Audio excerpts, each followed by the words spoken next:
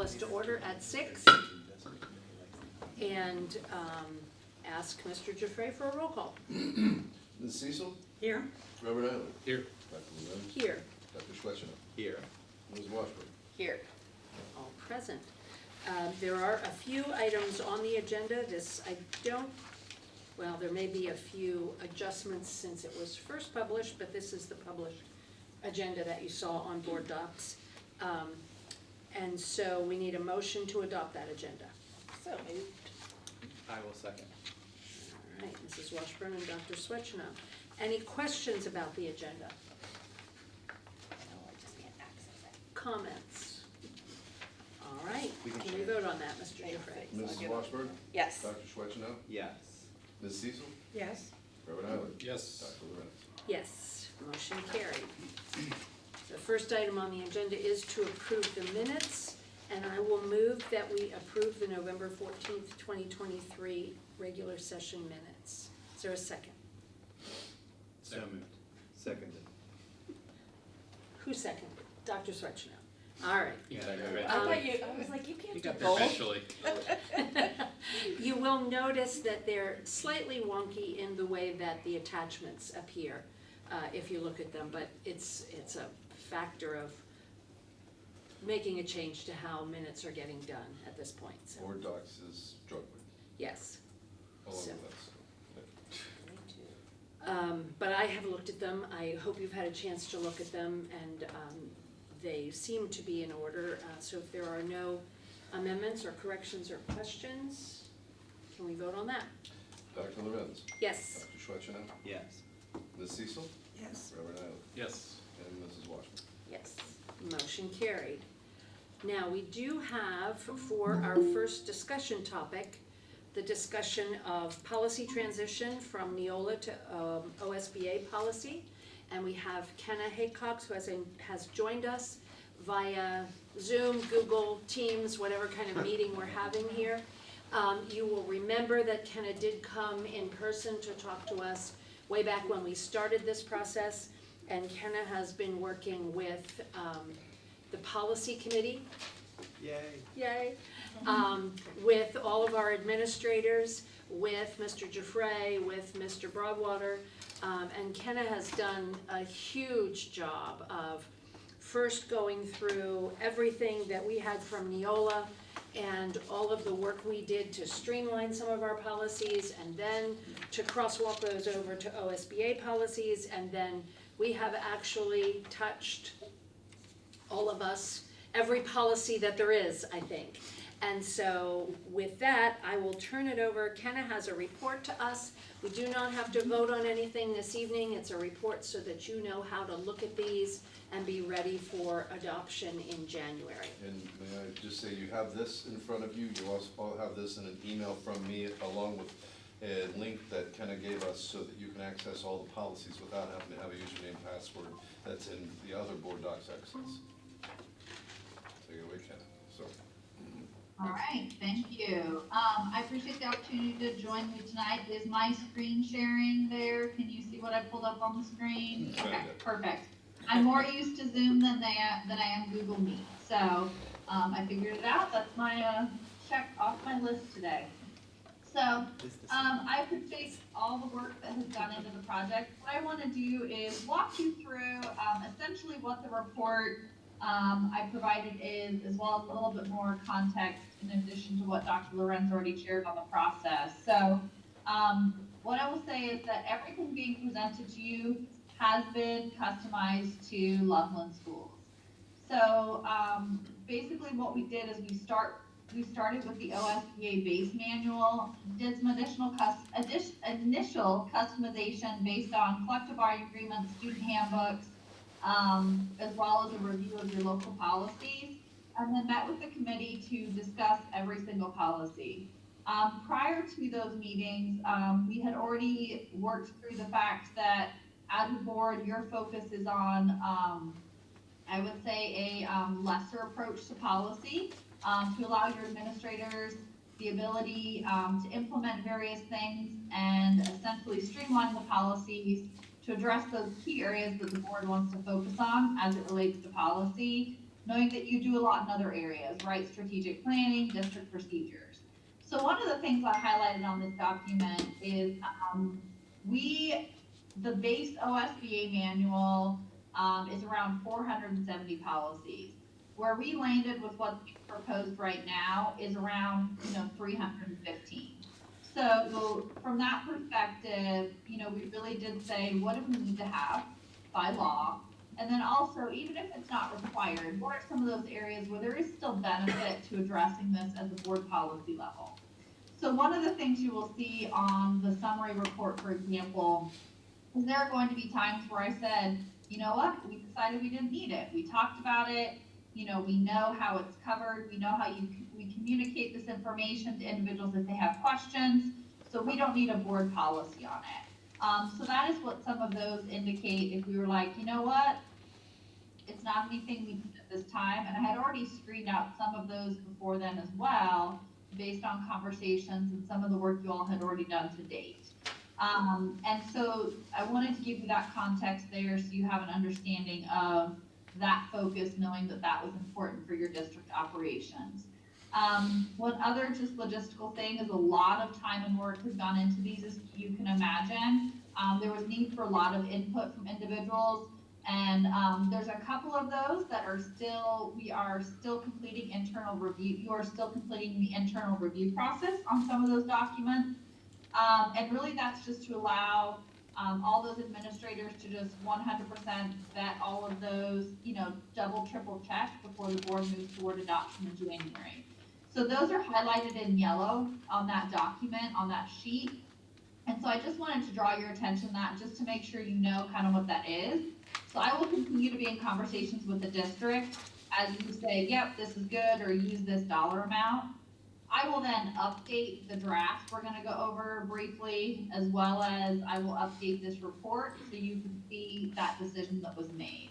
But really those are not, I would say, significant philosophical changes. They're really a double, triple check, make sure we have all the information in here that we need moving forward. With that being said, I will, as you know, policy is a living, breathing document, especially in Ohio, which has a very active legislature. So I will make sure as we wrap up the conversation on where we are now, I take a little bit of time to say, what are your next steps moving forward? With what is proposed here, especially once we finalize these yellow items before potential January adoption, you're in really good shape. I would say for compliance, for really reflecting how Loveland operates as a district, for moving forward.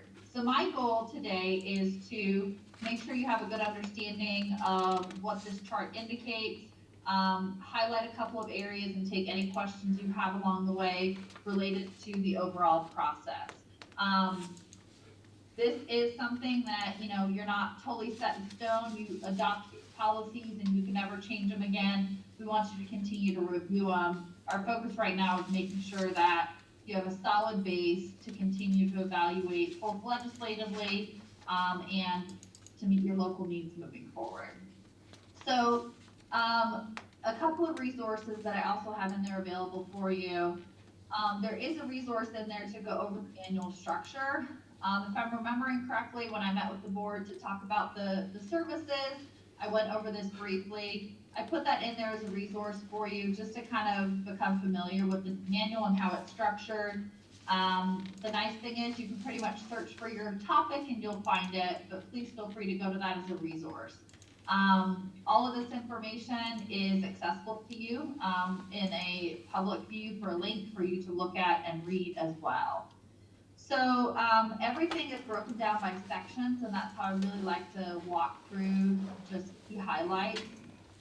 So essentially what the chart indicates is, in the chart, this states when we were meeting to discuss the policies, which as Dr. Lorenz said, we had a conversation on every single policy I proposed. These are areas where we made a decision based on those conversations. So for example, policy ABC, also JFB here, I give you two options. I said, here's what OSBA has as some base language to be customized for student representative on the board. Here's what you currently say. What's accurate? And the conversation was, we have a good process in place. I apologize, there's a typo here. No, nothing like pulling up a typo on the first thing you indicate. All that gets cleaned up. We have proofers. The question was, yes, we like this. We like our current process, but there's one minor change we want to make. They're not always the ones who lead the Pledge of Allegiance, so let's just remove that specificity. So that's a good example of how you had choices and then said, this is what Loveland wants to do right now in policy for verifying student involvement on the board. So those are the kind of things that are customized in the chart. And so if you are wondering, well, what did we do outside of just what the law requires us to do? I recommend you look at this chart, because that's where you're going to say, oh yeah, that makes sense. This is what we do, or this is how we establish this procedure within there. And so I would be happy to walk through some of these key changes in the chart if you would like me to. But before then, I just want to see if there's any questions on the overall process to get us where we are now. If I could just add a couple of things, it's fine if you all want to walk through this, if you want time to read this, and maybe want to have time to pull out specific things that you want to talk about before you adopt in January. That may be more useful. You haven't had a lot of time to read this to this point, so you may want to take time and read it. Kenna, would you say that this is about half? This chart does not include all the policies. Is that correct? That is correct. Yes, that is correct. Thank you for clarifying. So this does not include all the policies. These are policies where we changed something from what was originally proposed. So there's certain ones, so for example, your Title IX sexual harassment procedures, other than making sure you have the right Title IX coordinator information in there, there's nothing you can do to change that, right? That process is scripted by law. And so I would say that yes, there is a more comprehensive, there's more policies in the manual that are just listed on the chart. But I would say if it's not listed on the chart, then basically it was nothing that either could be customized to the district or that needed customized to the district. It was pretty much here's what we have to do under law. Does that help? Does that make sense? Yes, and then I would note that anything that was changed was, as Kenna said, something that needed to be customized to Loveland, or something that was a legal requirement that had come up in the interim of when the policy before had been done, and now it's been updated. The two things that I think the board specifically will need to look at are, you can see the first yellow, which is the philosophy of education, which we were not necessarily comfortable with just a statement of philosophy of education. We wanted it to be reflective of the strategic plan, rather than just the board creating this set of words that is a philosophy of education. The other thing that is actually not in the policy, as we've discussed several times, is a board member code of conduct. So I think this board will need to decide, do they want to agree on a code of ethics, code of conduct that would go on the website? But we made a decision not to put it in a policy, and that came out of consensus of this group. So that's sort of the thing. Again, you're welcome to ask questions and walk through it tonight if you want, or if you want to take time to look at it and be prepared to have questions before the final adoption in January. The other thing I would note that I don't think you mentioned, Kenna, our old policies will be archived. Is that correct? They'll be somewhere where we can find out. They're not OSBA policies, but there will be a board docs place where policies that we used to have will be archived that you could refer to. Yes, and we will work through those logistics. And the other thing to mention, and thank you for bringing that up, right now, these policies and documents live on a temporary site for Loveland. I cannot transition them to your site until a few technical things are worked out with your current provider and all that. So it is a different site right now, but yes, they will then live on your governance site, like your board docs meeting site, and be integrated in there as part of that, comparable to those. And then yes, we will work through the logistics for having those old versions there, and then moving forward, as you continue to stay on top of OSBA updates, the same will be true. You'll build up historical records of what the policy was in place at a certain time. So does anybody have anything that they would like to ask or have Kenna go through? It's part of the policy. I think that you're exactly right, Kathy, that most of us haven't had a chance to kind of absorb all of it enough to ask questions that are coherent, other than making Kenna stay a lot longer than she needs to. One of the questions that I've had and that we've talked about before, and that we've been somewhat deficient on, is a policy for retention of digital documents. Is that part of this, and is that someplace that we've made progress on that? That would be part of the records retention schedule, as submitted and approved by the Ohio Historical Society and Auditor State. And that's not actually a policy. Not a policy, but it is in process All of right. getting that submitted. So the retention, and specifically kind of going back then, the retention of records, part of that goes back to Ohio law, but not the policy. Correct. Yeah, and I would say, I pulled up the policy here, that's a great question. So you do have policy that reiterates your obligations under that, and that basically things are not to be removed, transferred, or destroyed except in accordance with that. And this is a great example of the intersection of finding the balance of the board policies and then the documentation that verifies how something is implemented. So as Mr. Giuffre said, that you have your records retention schedule that says here's what you can and can't do, what you can get rid of, when you have to ask permission. From the board perspective, as well as from the community perspective, this policy, reiterates your obligations for that, the process for that, and speaks to your obligations.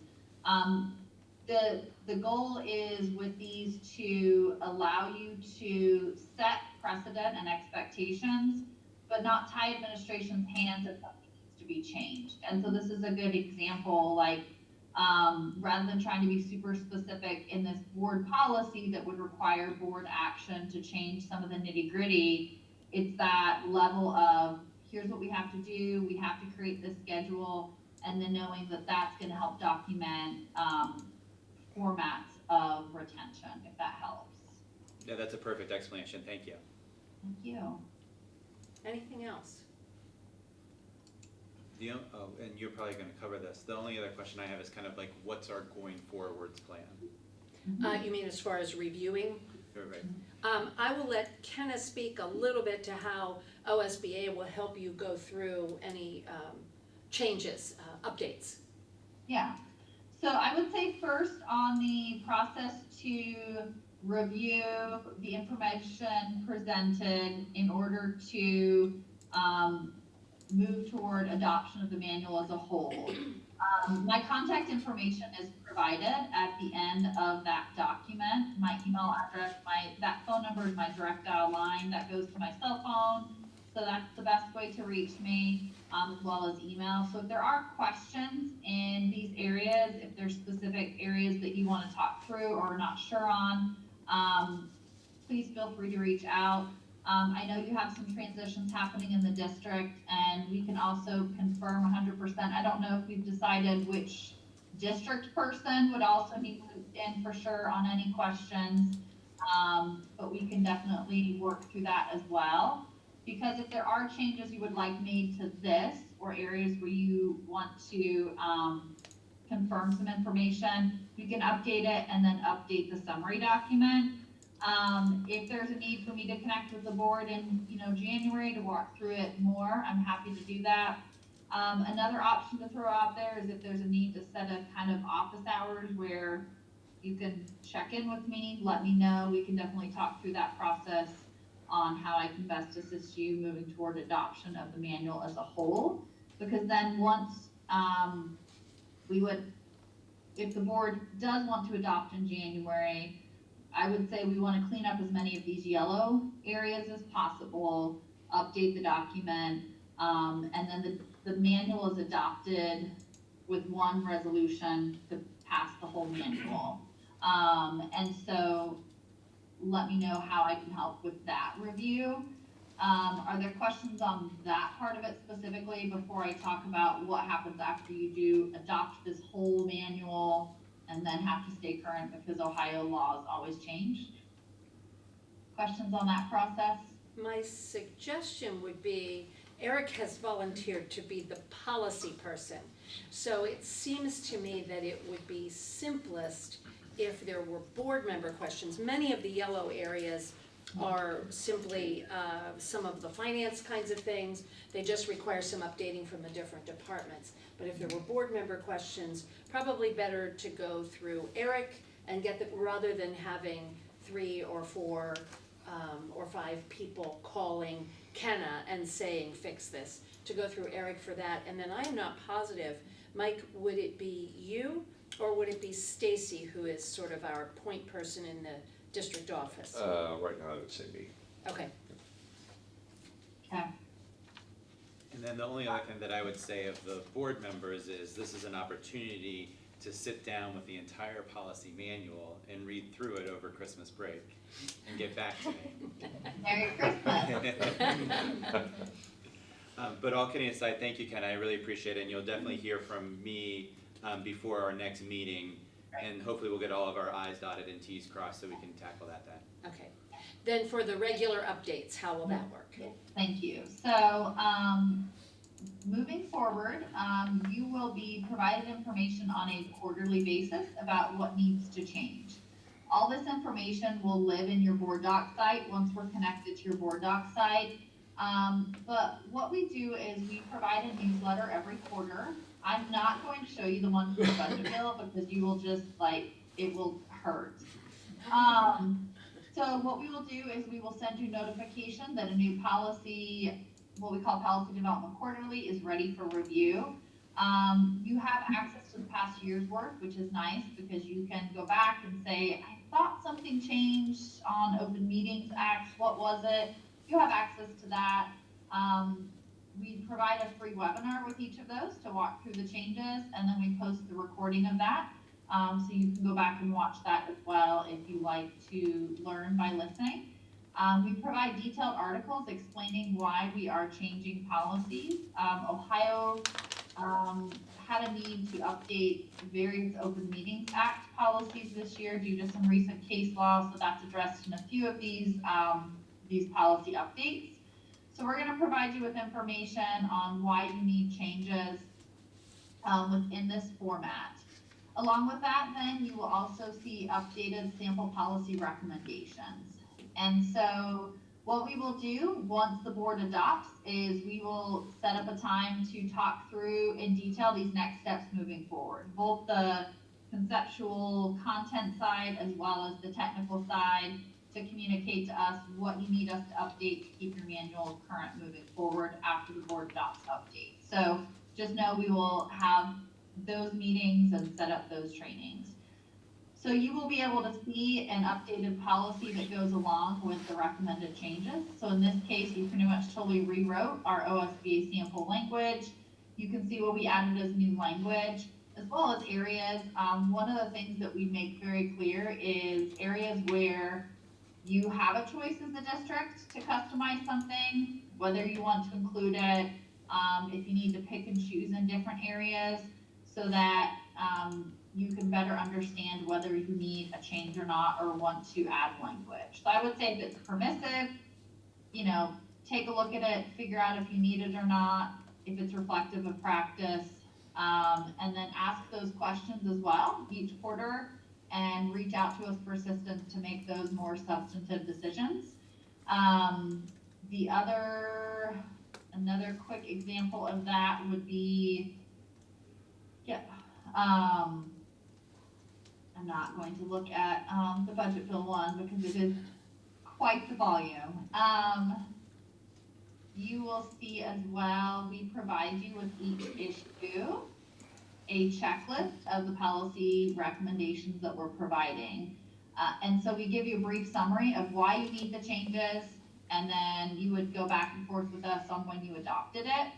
The nice thing with this is that you can have us look at that. So let's say as you're doing your initial review of the recommendations, you have some specific questions for me on the changes and whether you need to change something. You could even add a column here to say questions for Kenna. I can look at those, respond, or set up a time to walk through that. So our goal is to assist you in being prepared to review these on a quarterly basis as they're updated.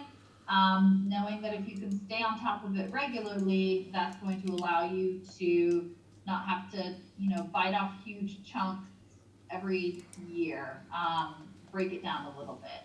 And so we will talk through that, and then what you would do, have the drafts would be taken to the board for adoption, and then notify us and our support staff, do the work to actually update the active version of your policies and, clean up formatting and all of that. So those steps we would walk through. But the important things to know is when we tell you that there's a new newsletter available, to go in, to review that, to look at the drafts, figure out what questions you have, and then if you're not sure if you need an update, to ask.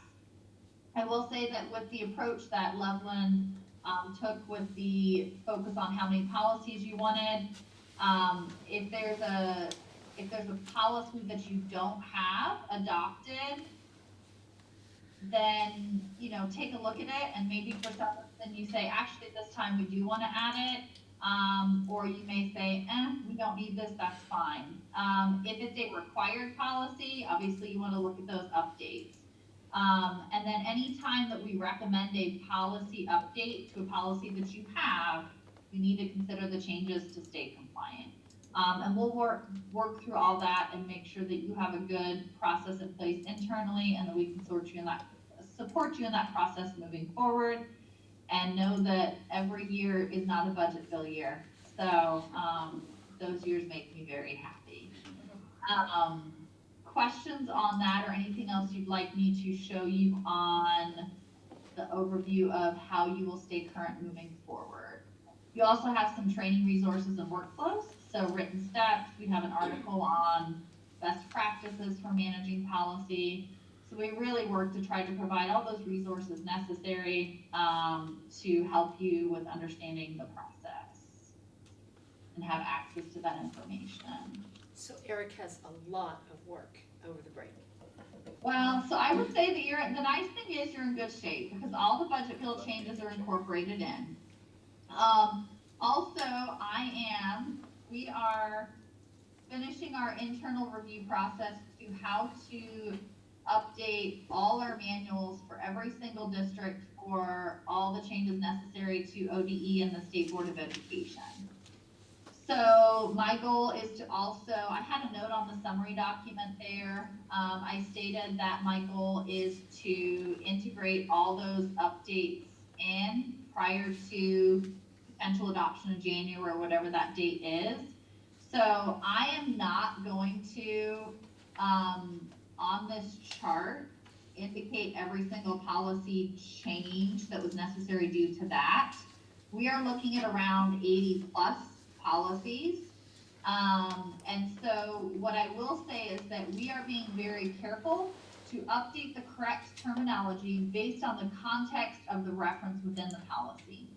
So you may have a policy that currently had said Ohio Department of Education that actually needs to be State Board of Education, or State Board of Education be Department of Education Workforce. It's a lot. I'll be happy to share kind of, if you need more details on kind of a line by line what happened in each policy. But essentially what we are doing is updating the policies based on the context to reflect what law is as it relates to who is responsible for what at the State Board, Department of Education and Workforce. Does that make sense? And do you have follow-up questions on that step? Well, I don't have specific follow-up questions on that, but from a statutory standpoint, when a policy is recommended or ordered to be changed, how long of a time frame do we have as a board to do that?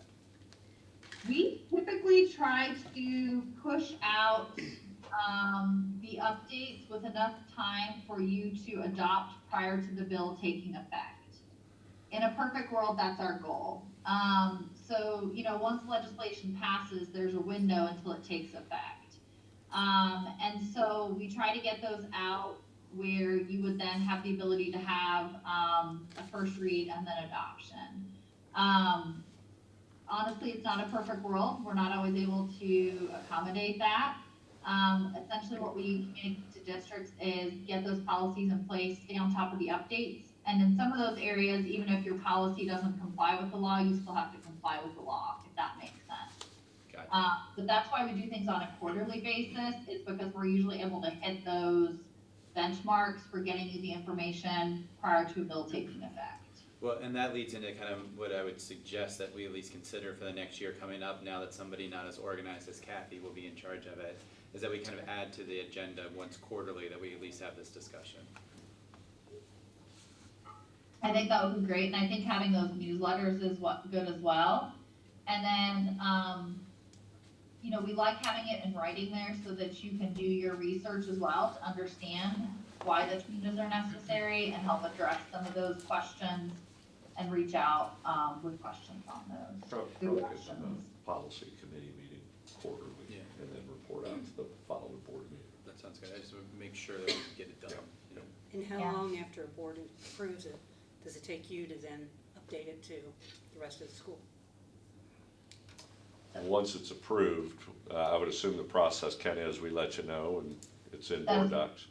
No, Yeah, I mean so- training staff. Oh, yeah, I guess it would depend on the policy. Some policies, it doesn't require any Right. training. If there are some, then we would have to look at it and see usually if there's training involved, the Ohio Revised Code is gonna tell you how long you have to train, I would imagine. Yeah, and so you would notify us, and then we would work to get those updated on your active site for you. One of the nice things I heard you mention, training, for example, the process that our support staff uses maintains the integrity of individual policy links. So, for example, you're required to post your sexual harassment policies and procedures. If I were to use the share link through that individual policy and I were to just post that on the website, that direct link is always going to direct the most currently published active version of the policy.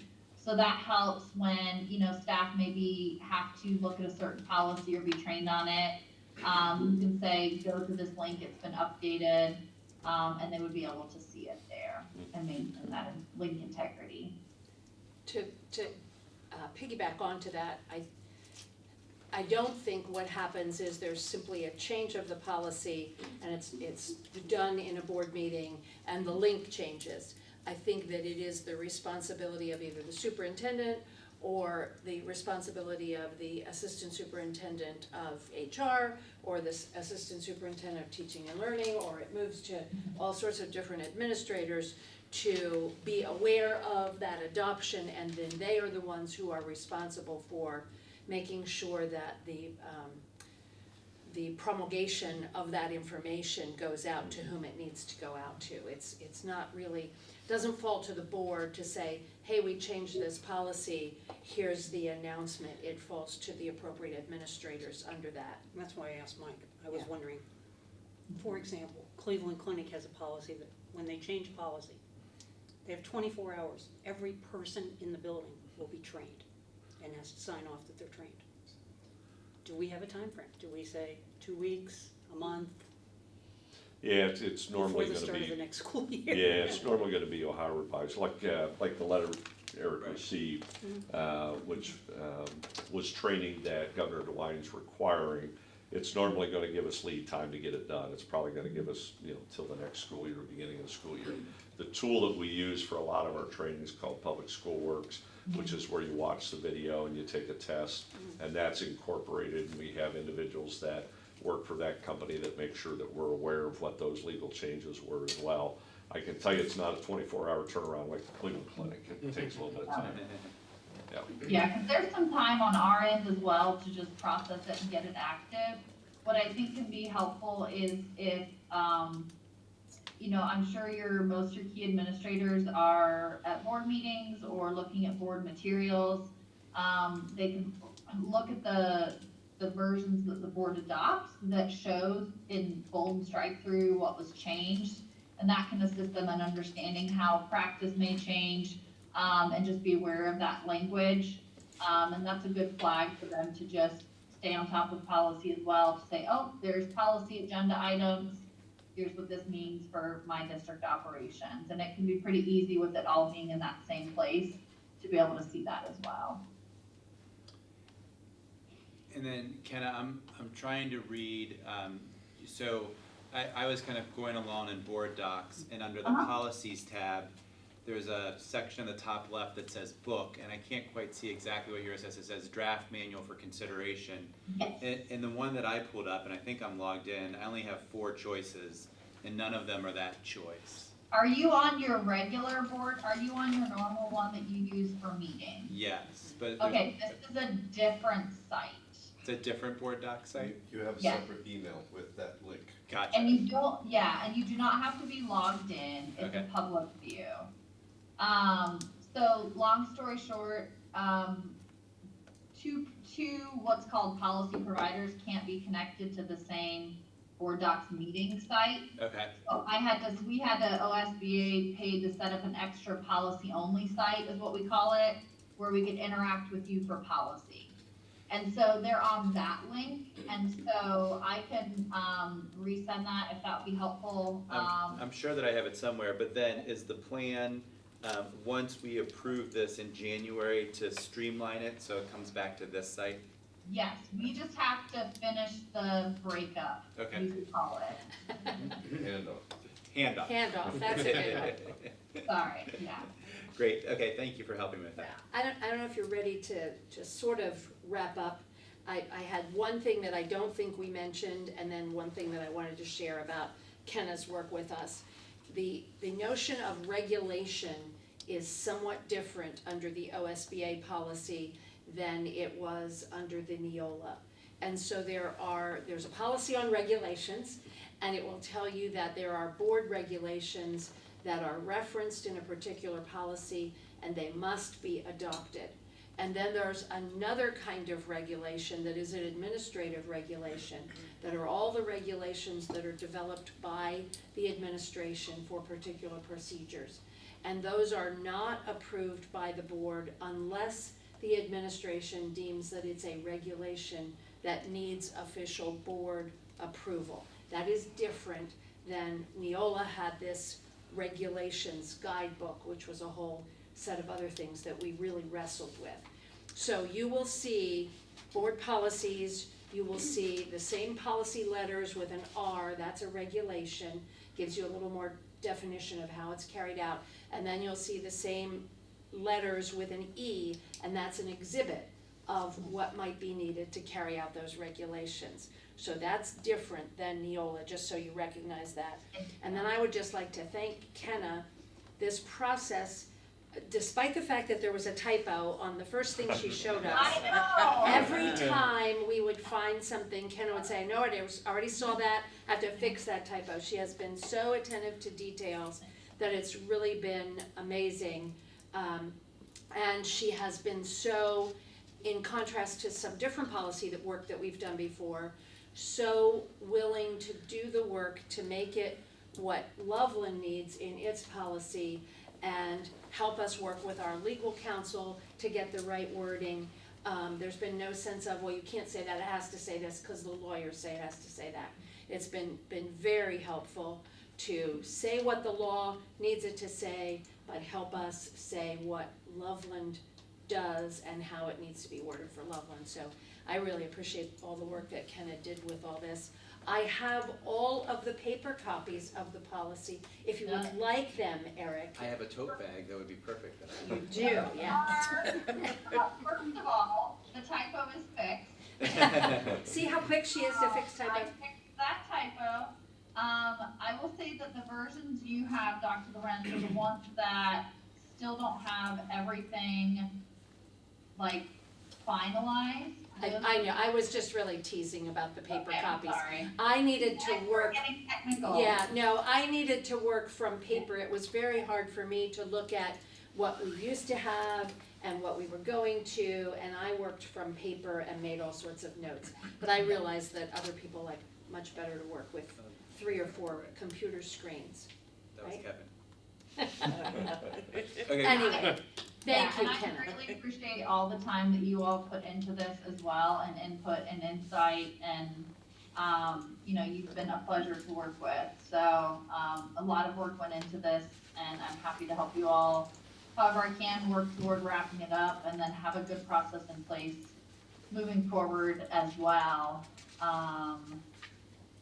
for policy. And Dr. Lorenz, if you're ever bored, you can come write policy for OSBA. I might take you up on that. Other questions or other things I did not address, and thank you for bringing those up that I had not, and guiding the conversation there. Anything else I can do to assist you at this time? I don't know if I missed it when we were talking January now, we've got 2 meetings in January, the 9th and the 18th. Are we talking about the 18th meeting then? It was be when we would be. For the work session. I think the first meeting is the Right. organization meeting. I would say you could do either. I would suspect that you may find you want to have some discussion at the organization and do the actual adoption at the second meeting, but That was my Should have done it thinking. I just want to January. make sure everyone else was on the Yeah. same I guess it's really gonna be up to the new board president. which is a lovely segue into the next item that we want to discuss. But first, we'll let Kenna. Kenna, thanks for joining us Thank you. this way, and we decided this way. Kenna was more than willing to drive from Columbus to come down and do this meeting, and I said, I just don't think that's, and I think this worked well. I hope Sure. you do. Thank you. I appreciate your flexibility on that. So, yeah. It would have been a lousy night for a drive, Yeah. so that's good. That's what I was Yeah. thinking, icky here all day, so, yeah. Wonderful. All right. Well, thank you all very much, and please reach out for how I can help you moving forward. I look forward to continuing to working with you. So, thank you. All Very good. Thank Thanks, you. Shannon. right, have a great rest of your meeting. Thanks. Take care. Bye. I just have 2 quick follow-up things.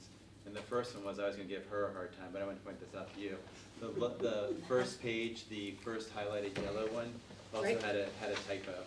And so it was creative policy of ADA/ADA/AE. And it's really AD/ADA. ADA, yes. But I figured I wouldn't give her a hard time after you did. But I also wanted to let her know that would keep coming. Right. The second thing is, we had a fairly long conversation initially about the cost associated with this, and we had assigned a dollar amount that we expected it would cost.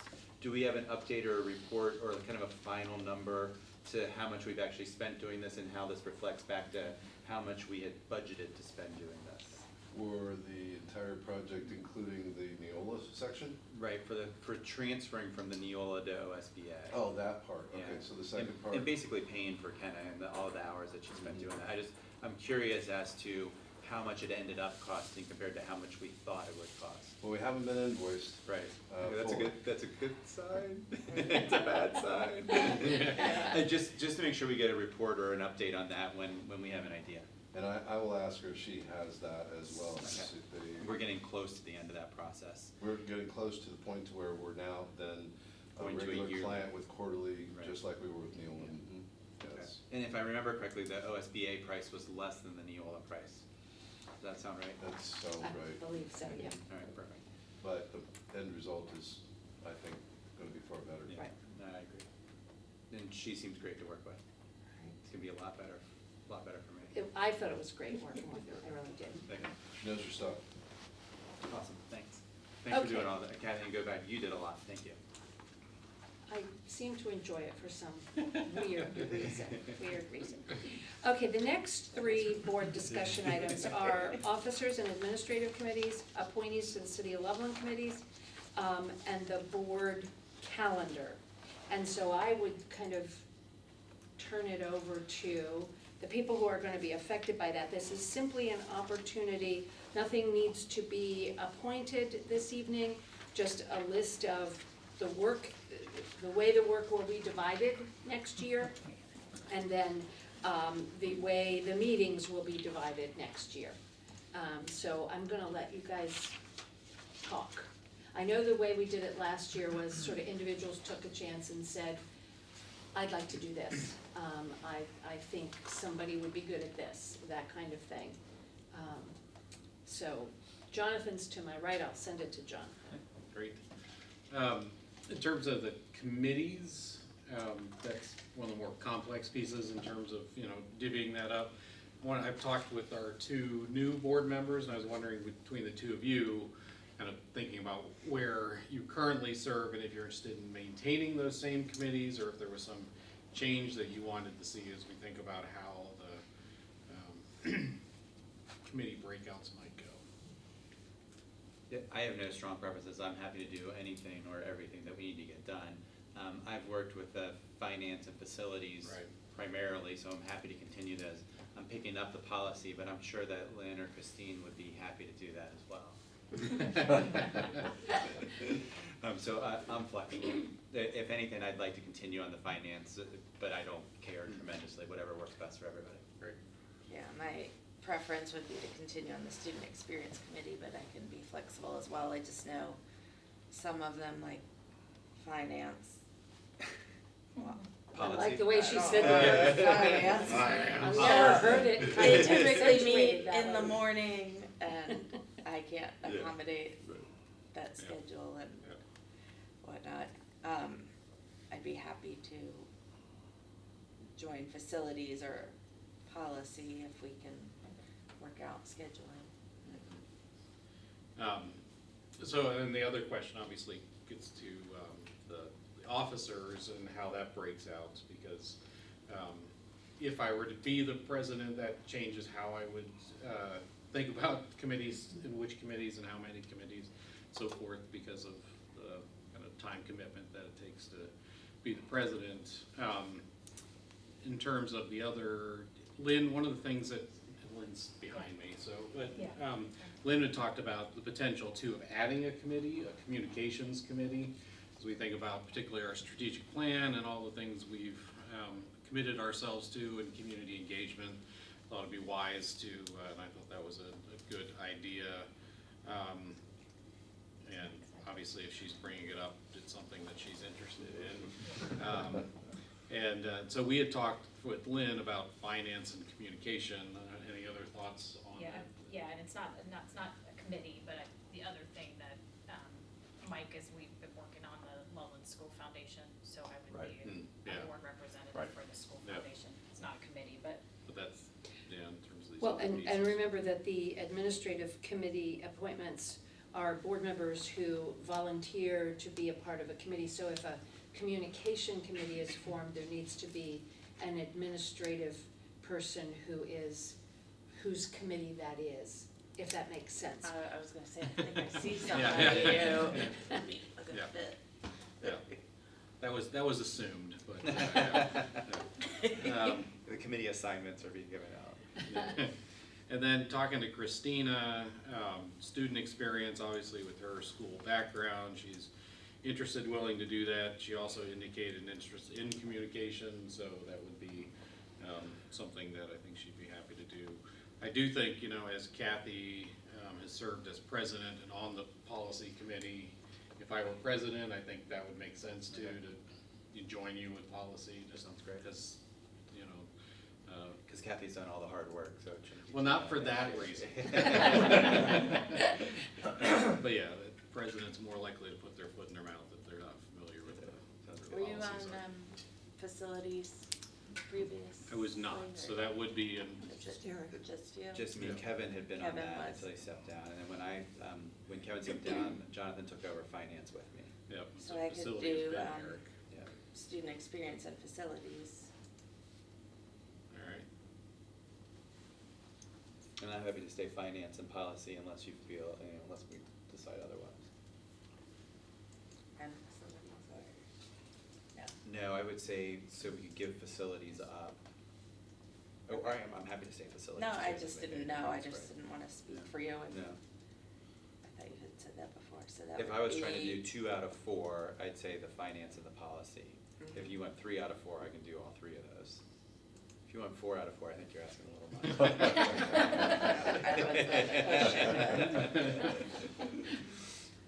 Was there a second individual with the finance?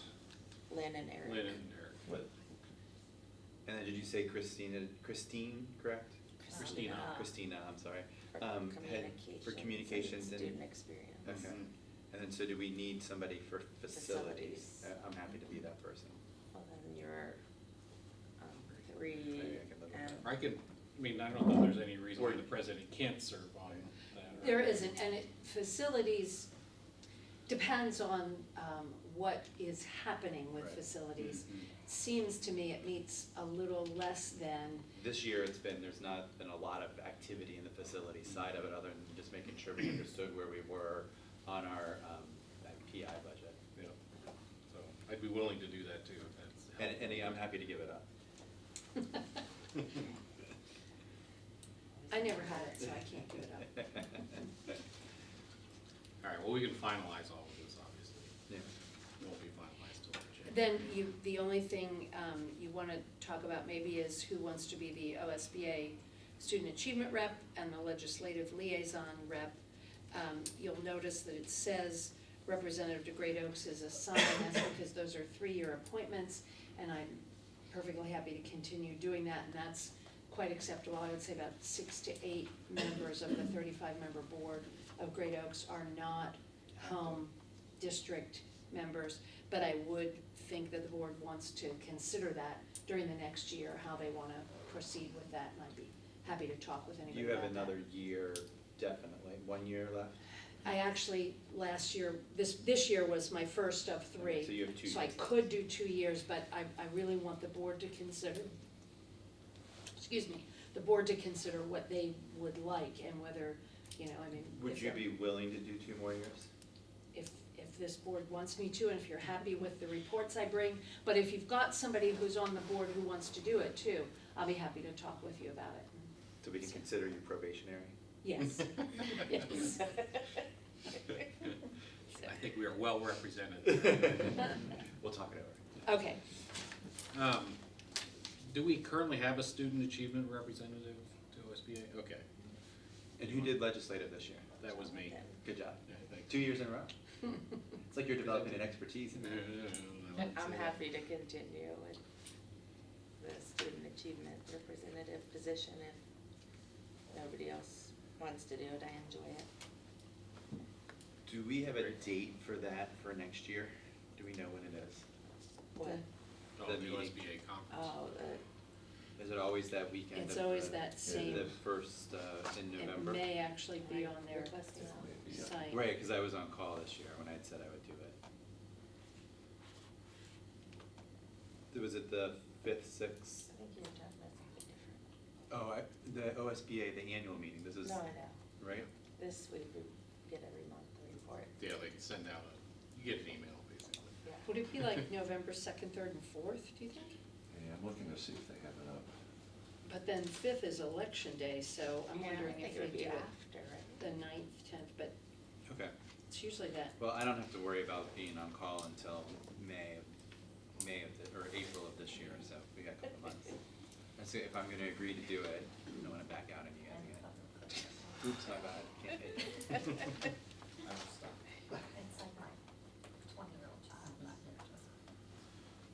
Thank you. And in No, the November 10th. legislative, I'm not married to that. If someone else wants to take that, that's great, but I'm happy, I'll continue doing that if that's just. OSBA Capital Conference is November 10th through the 12th. This is different. So this isn't the person who goes to the No. really fun meeting that Jonathan's No. been to 2 times in a row? Okay. No, I didn't go, no. You didn't go this What? year? We had no No, representation? you No, I actually, didn't. And you have to probably- assign a primary and a backup. you you were the could go backup. ahead and appoint your delegates at the organizational meeting as well, Yeah. if you would like to do that. Okay. It's on the calendar. Okay. All right, so Eric, I see, has signed up for like everything. I give and I give and I give. Sounds good. Great. We need to, so we have vice president, and then you are going to be the legislative liaison, or Christina or Lynn could do I it. still am unclear on what exactly is that role? It's an email every month and then you report it out to the board. Yeah, there's Not even every particular month, things but. That sounds like a really good thing for the president to do, whoever the president might be next year. Well, in essence, it's kind of what Kathy usually reported all that stuff anyway, so I didn't Okay, really, do you want to like, trying to keep abreast of it, but she was the one that was letting us know. So sure, I'll keep Okay. And I finally got my email updated to the right address. I was like, why am I not seeing those regularly? That's funny. So we have vice president then to still Yeah. discuss, and this is all just proposed. Yeah. Right. Okay, perfect. One thought on that I had, well, in a lot of ways, the person makes the most sense, given the meeting schedules that we have now, is Lynn. Okay.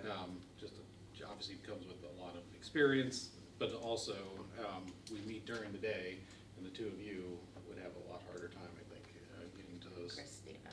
Yeah, and Christina's the same schedule as you on the school schedule, so, I think Lynn would serve us well in that regard, but.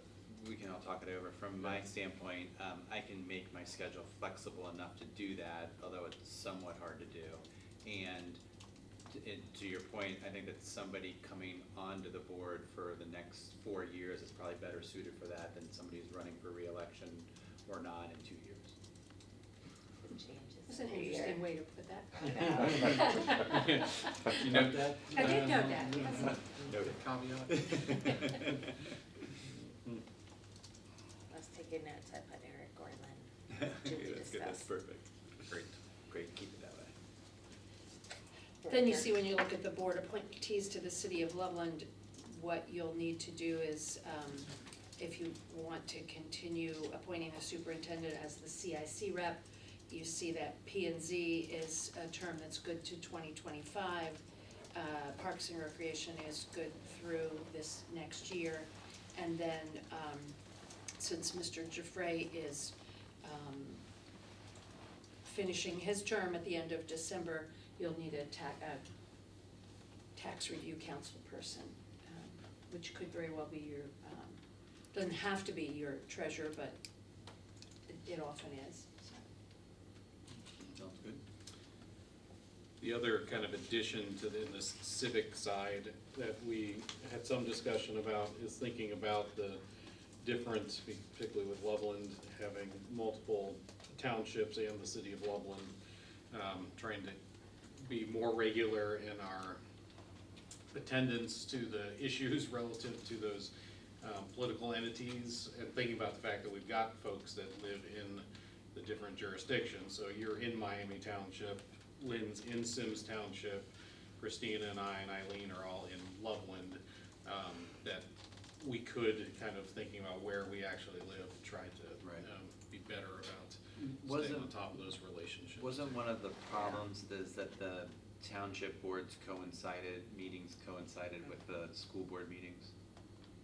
If I remember correctly, the Miami Township was in direct conflict. Yeah, I with remember Yeah, the- there It are was a some I think that, Sims is as well, but I'm not positive about that. You went to last. I listened to one, I've listened to a couple, but, I don't know if they are or not. The one was on a Wednesday, but everything has been different with the election too, Right. so I need to double check.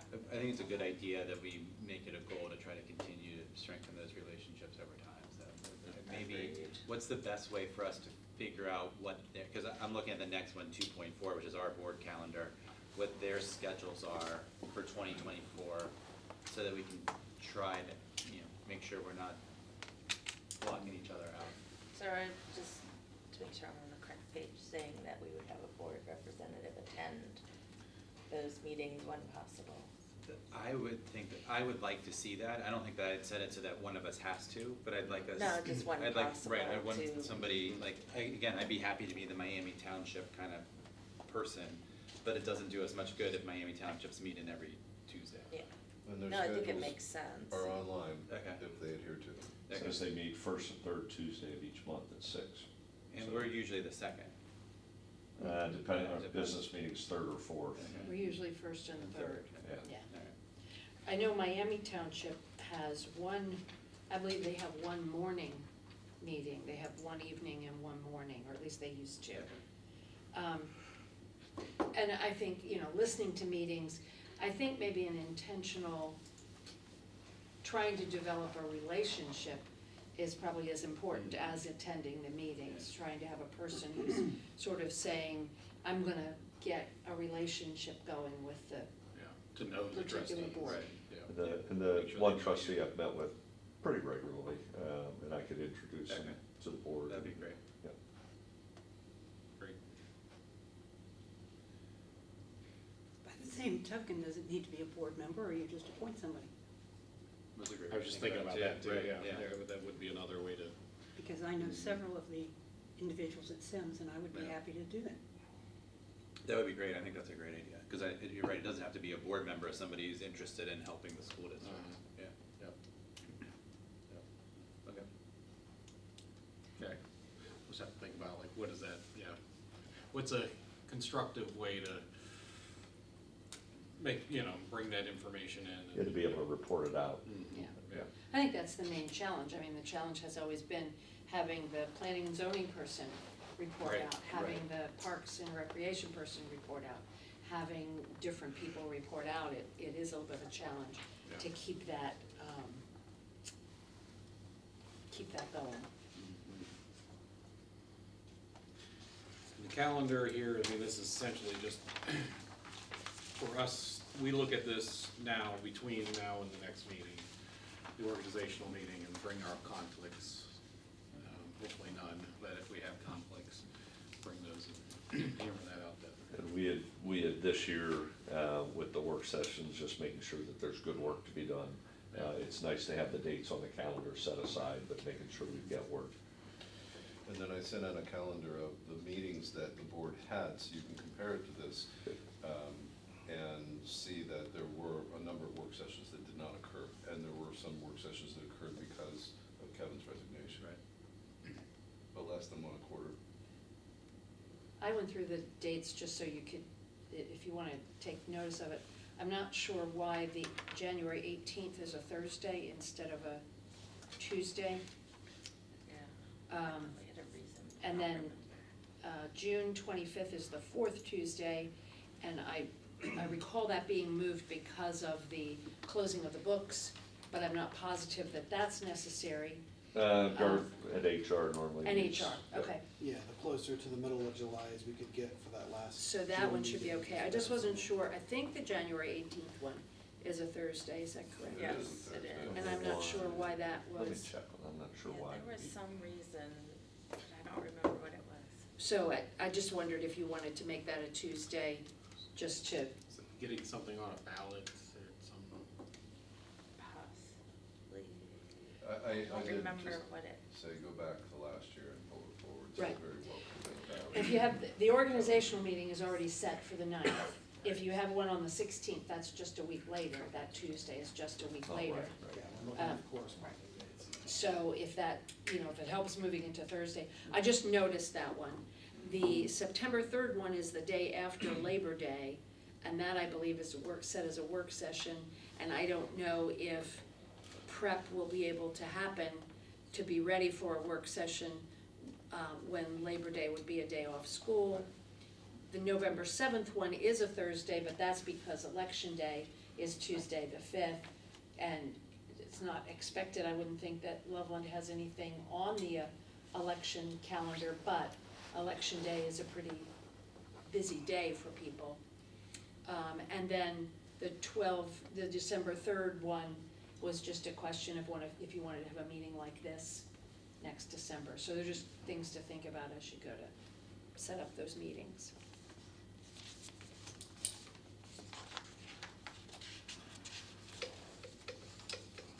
good. So let's go back to have just a quick conversation now about the January 9th, January 18th.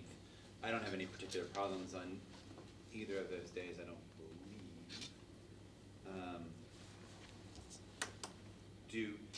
I don't think that can we get away with January 9th getting all of our work done for January, the organizational session and a regular meeting?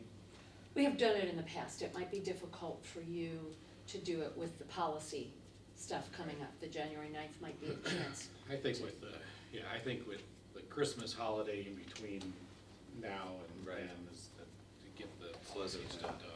So do you wanna keep it January 9th and then move it back to the 16th, which is the standard Tuesday? I'm wondering why we don't have the 23rd to push it a little Yeah. so we get some work done. Right.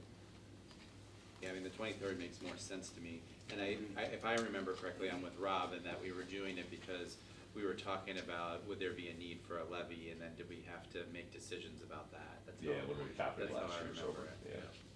So 23rd, we'll put That that would on be this draft great. for now and then. Okay. Okay. Does that make sense? Yep.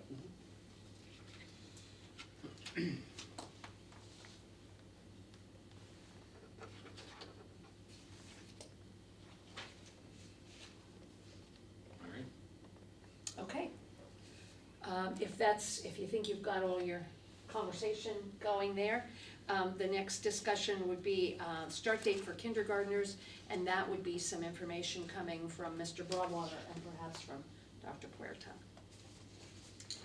Do you want us to do a resolution before we start talking You wanna about do that? The, before these calendars? Oh, I'm sorry, I missed it. Yeah. I didn't want to talk about those calendars, I just jumped right over. That's right, the first thing is the 2024, 2025, 2025, 2026 district calendars. And so there is a motion, if someone would like to move it, to approve option 2 of those 2 calendars. So moved. Second? And there's a second. Okay, now, discussion on that. As you recall, what happened was there was a proposal for first reading last meeting. Some questions were asked, and so some other options were sent out to board members, and I believe option 2, which is this resolution, is what was proposed the last time, That's the first correct. reading. Yeah, so, of course, we had lots of good discussion at the last board meeting.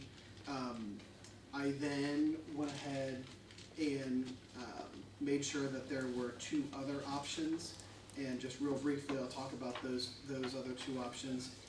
Dr. Lorenz is correct in that the option that was originally proposed now kind of reads as a quote, option 2. And that would be that we're talking about the difference between the 3 options all revolve around election day in November. The option 2 that was originally proposed and is the proposal for tonight would be that on election day, historically, LECC, LPS, and LES have always had that day as a non-student day, but intermediate school and above have had it be a student day. And the staff at the younger buildings, LECC through LES, have used that for additional conference time in addition to the 2 half days that they have. And those 2 half days, the comp day for that is the Wednesday before Thanksgiving. So the current proposal and what was proposed last time is that we wouldn't split the district in half for that it would be for election day in November, that would be a day where all students wouldn't be in attendance. However, instead of it being students in face-to-face school for intermediate and up, and students to not be attending at all for the younger grades, is for that to be a remote day, which particularly helps us with additional conference time for some of those older grades. In particular of those 2, a huge emphasis on the intermediate school and the middle school. The other 2 options would be, option 2 is the one that was proposed, that's the remote day. Option 1 would be kind of like keeping it as it is, younger buildings, that being not having school that day, and they continue to have conference time. The upper half of the district would still continue to have regular, typical school that day. And then option 3 would be the option to where the only building that would not have students that day would be LECC, and then the primary and the elementary would lose that day as a conference time, and everybody else other than LECC would be in attendance. The preference of the recommendations is that option 2 would kind of be the highest recommendation, followed by option 1, and then lastly option 3. And so I've provided those 3 different options for you guys to look at. Then in addition to that, you guys have a sheet that was with your, it was sent to you, but you also have it with you tonight. And it's kind of just some information about conference time for the district and how those work, so you guys would have a better understanding of that. And then there was some additional information separate from what I had sent you guys last week, that's on the second page, and that's in yellow.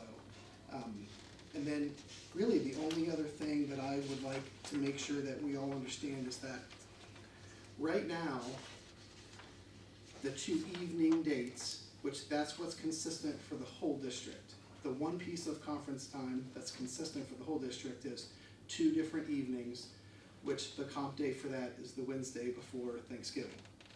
If the question came up, well, what if we add conference time, but not be during the day, add additional evening time? And that is a possibility. So let's say instead of the election day time, we could add evening time instead of during the regular workday. We then would just be picking a different day in the calendar to not have school or to have staff not attend, because we would be asking staff to work a full day and then another additional half day, 2 different more, additional times, so we would have to swap that out. So it doesn't really gain us anything with the evening pieces versus there not being school in session, if that makes sense. So we've had lots of discussion. I've met with some of our building principals going through this, and I am open and glad for us to have more discussion tonight. If you guys have any question of anything that hasn't been provided or what that might look like. If I were to jump in, the reason we're recommending this is because we have seen a need for more time for parent conferences. That is why we've proposed this. If you look at what Mr. Collier provided, LECC, over 300 families attended the conferences on election day. At LPS, LES, almost 600 conferences happened during election day. If you look at LIS and LMS, the one piece of data that jumps out, we had about 175 parents put on a waiting list for fall conferences because you just don't have the time to meet with all of them the way it's set up.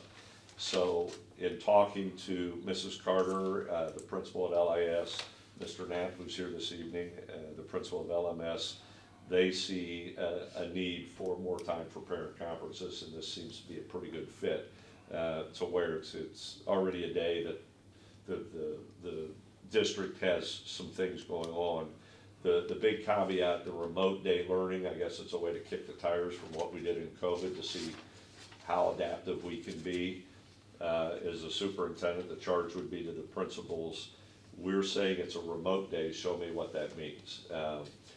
If this is approved, then we say, show me what a remote day means, and remote day can mean great things. It can mean that kids are out doing what they need to do, and they have the ability to do some different internships.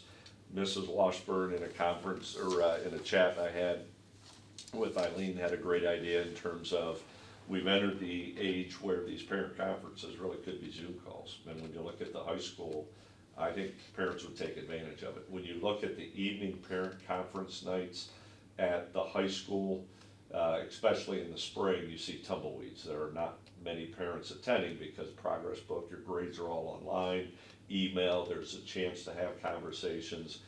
This date in November is normally when parents are going to be heavily involved to make sure their students are getting off on the right foot. November, you'll see more parents. So I never take having students not in a building lightly. I do think there's a need for more parent conference time. And I do know that we're gonna ask our principals to make sure we have good data on whether or not that it is effective. It's not an easy decision, but I know when I go through our elementary, primary, our early childhood center, our staff members are meeting the entire day. They are utilizing it, and elementary parents attend conferences. They like those conferences. LIS and LMS, I believe we could make the parent conferencing more robust. The last thing I'll say, at the middle school, Principal Knapp has done a great job of developing teams. The great idea behind teams is you have teachers, a group of teachers looking over individual students. It would be great if that group of teachers had the time to meet with individual parents. It's hard because now you're talking about 3, 4, 5 teachers sitting there talking about the whole child, but I believe that that is very effective in what you're trying to accomplish with parent conferences. So that is why we put that out, and that's why I believe our staff will utilize it. It's important for us to make sure as administrators they do, but I know our staff utilizes our parent Yeah, conferences. thanks, Mike. Something else to bring up would be, if this gets approved, and some other information would be like, well, what's the remote day going to look like? And what I can tell you is that I know that the election day conference time for LECC through LES, that is completely jam-packed with conferences full all day. That is what the intermediate and middle school is seeing a need for and needs that additional time. So when it comes to what does the remote day look like, I think for those grades from the 8th grade and under, it might look a little bit different, actually a lot different than what it's going to look like for the high school for that day, because the high school teachers, even though I think there'll be an increase in some of the conference time that they're going to be able to meet with parents, but what their remote day and what we can be having high school kids do during that day versus some of our younger grades, it's going to look different, and that's going to be a task that I'm going to take on with our building principals, making sure that our plan is something that is good for kids, good for families, and good for staff, and making sure that, and that is something that regardless of whatever option we have, since we've been digging into conference time, I am more than happy to take that information of, let's say that we have a change to the schedule for next year, to bring that plan for remote day to the board to look at and to know after we've kind of vetted that out with our administrators, and then looking at how heavily attended and how much of the desire for intermediate and middle school, what did that day turn out like for them for additional conference time, so it can inform us for future calendars that we haven't we won't be approving tonight, to make the best decisions on if there needs to be a tweak for the future. Does anybody have any initial questions or anything? I just want to make sure, I think I remember from the conversation the last month that there was consensus among board members that the change to what was happening for school for Veterans Day was not an issue as far as the board was concerned, having school that day and honoring veterans on that day in school as opposed to a day off. Absolutely, yeah, no change to that. And so this, if we are able to offer a robust remote learning day, we are actually adding a student day, whereas in the past for the younger grades, we've had 2 days off in close proximity because of Election Day not being in school and Veterans Day not being in school. I think one way of looking at it is in that time of year, you can think of it as a 1-for-1 when it comes to the amount of time that kids are in school. However, the total count is still 1 student day less because before school starts, we're adding a teacher in-service PD day. I understand that, I just meant, because I know this last year, wasn't it in the same week almost that they had 2 days off? Sometimes they fall within the same week, and then other times it's just 1 week right after the next, but yeah, correct. So, but just to go back and clarify that, and I understood this from the contracts with the teachers, that adding Veterans Day as an in-school day does not increase our overall number of days in school. Correct. So the proposed calendar, actually all 3 of the options that you have here, because if we go with option 2, which is the remote day, that still counts as a student day because it's a remote day. There isn't a difference of student days between those 3, but there is a change, a 1-day decrease, and you guys, it's in that same message I had sent you guys with that info. Where it compared the number of days for the different districts. Yeah, it puts us down to 175 student days, and I had given you guys, a lot of the districts around us, how many student days that they had, and we're still in the middle of that pack, actually towards the top of how many student days that we have. But overall, would still be a decrease of 1 day, no matter which one of the options we were to choose tonight. Why is the, just to clarify that, why is option 3 associated with a decrease in one day? The day, all of the calendars have students in session, either remote or in person, so it counts as a student day. That's why there isn't a difference between 1, 2, or 3, because one of the options that isn't here would be to hold school at LECC during the November election. And then it still would just be another student day, so it really wouldn't make a change. So, well, I guess what I'm saying is, we don't have a count for how many days for LECC, LPS, LES, and a different count for the upper buildings. We just say it is a student day because basically half of our population was in session. We counted it as a student day. Did I answer your question, Eric? Yeah, I mean, that answers the question. I think it's a little bit disingenuous to say that the high school's gonna have a remote learning day and the other kids aren't gonna have any learning that day, yet it's still a student day.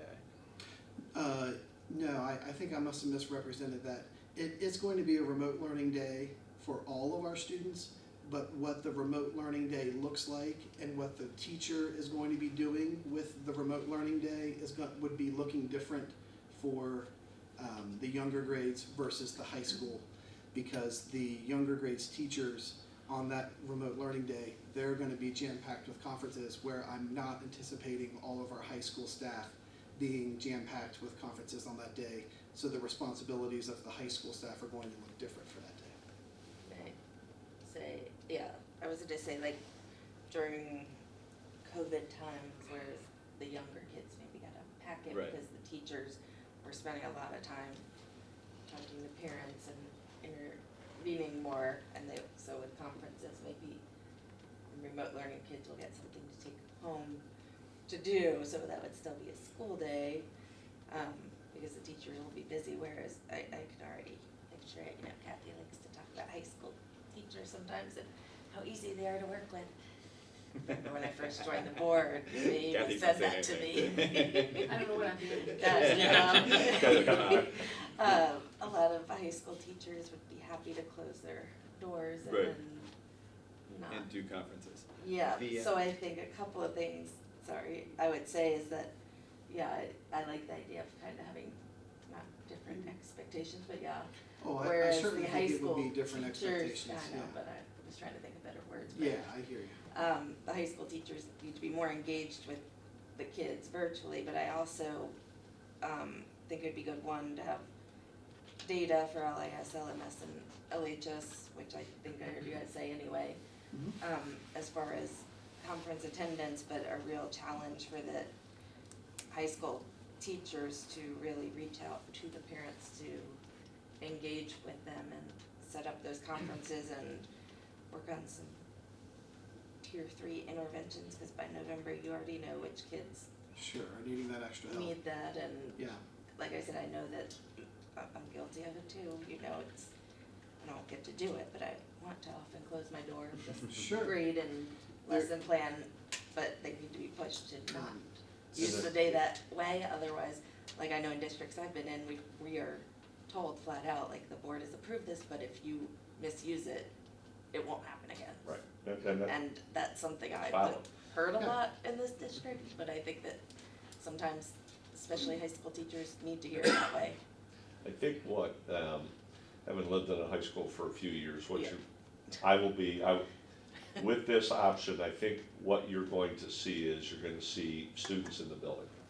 Students don't take a day off, so you may see performing arts students, you may see AP students there. So there's gonna be the ability to be creative, and the teachers are going to, our teachers will do that, but we have to make sure of what's going on. But we also have, when it comes to parent conferences and being able to sign up with the software, it's pretty easy to gather data from the high school level and just kind of measure how successful was that day. I have no question that LIS and LMS will be full of parent conferences. They're Agreed. gonna yeah, be and full. one additional Especially if thing, there's that Zoom option or Right.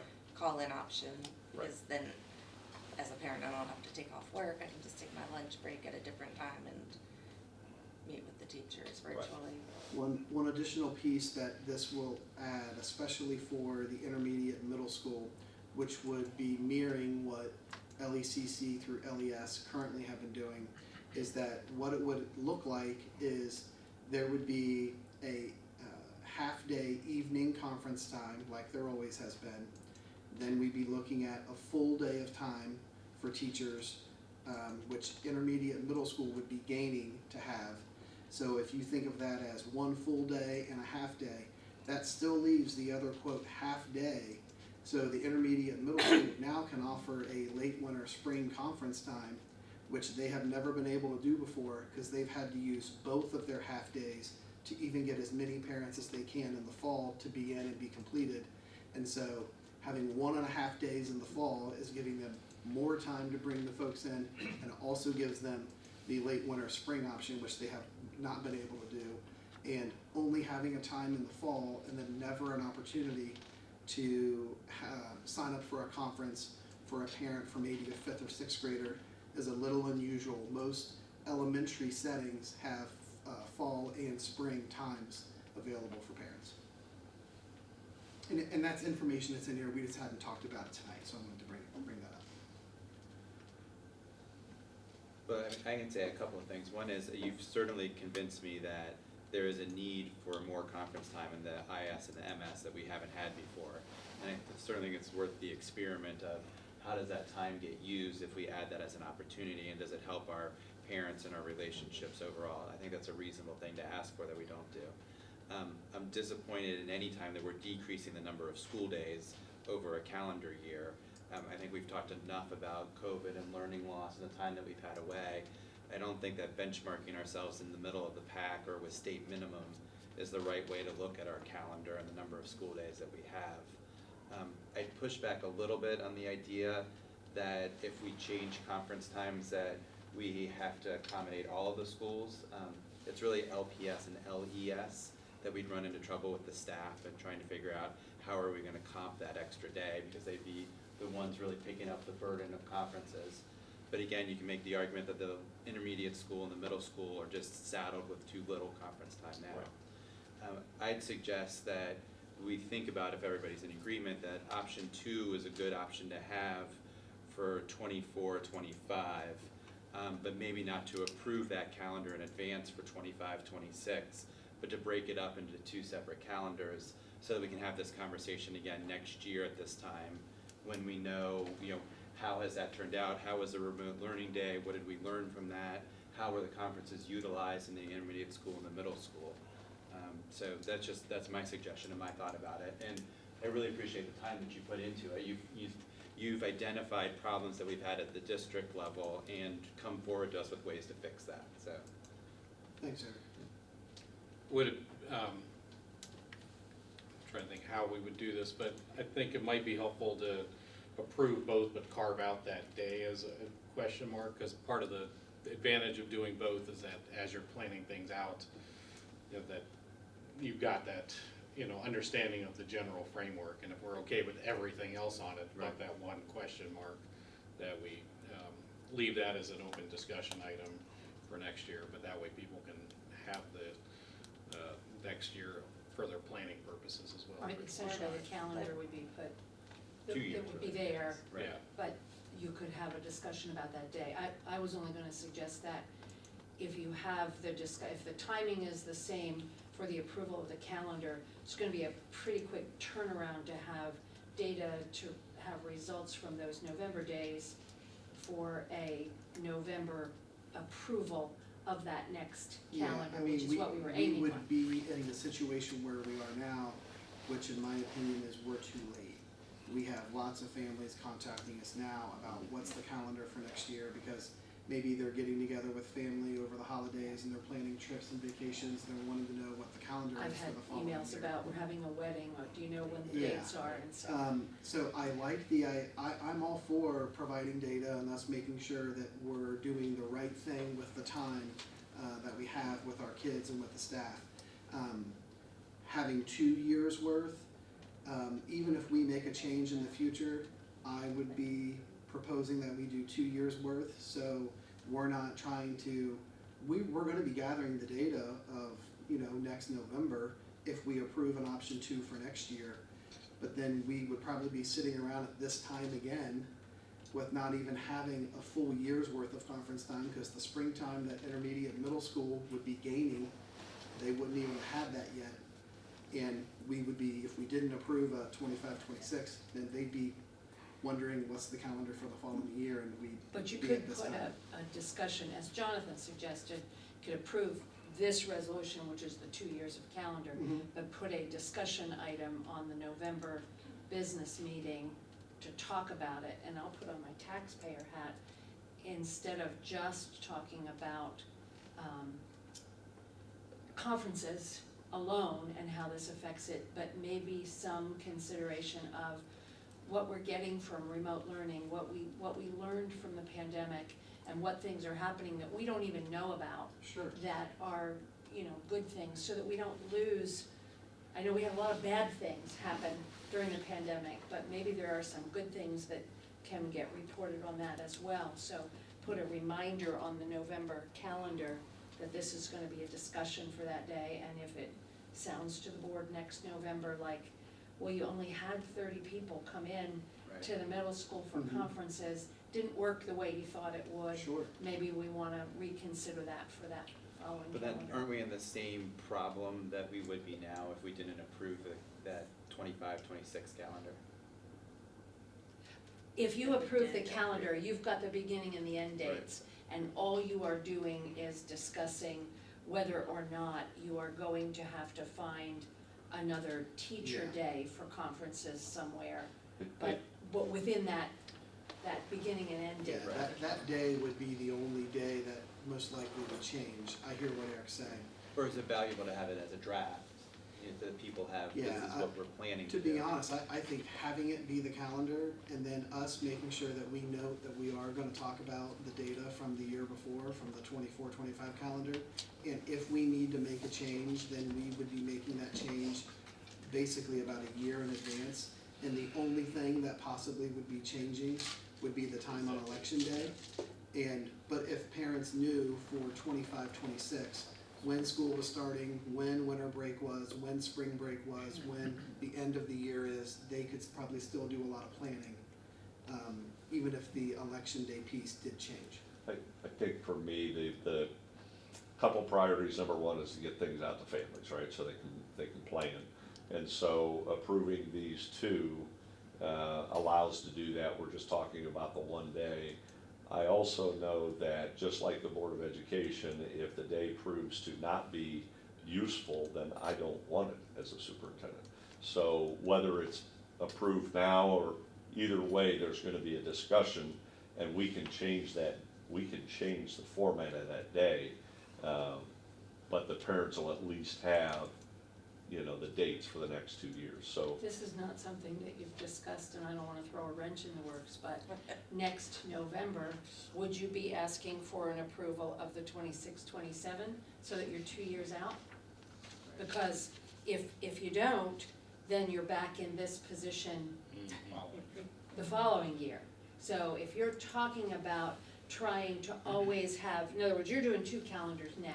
Correct. But next November, if you do the second year out, then you only have to do 1, and you're doing it 2 years in advance. I would say the expediency is not as urgent. In other words, we could do it December or January after we take a look at November.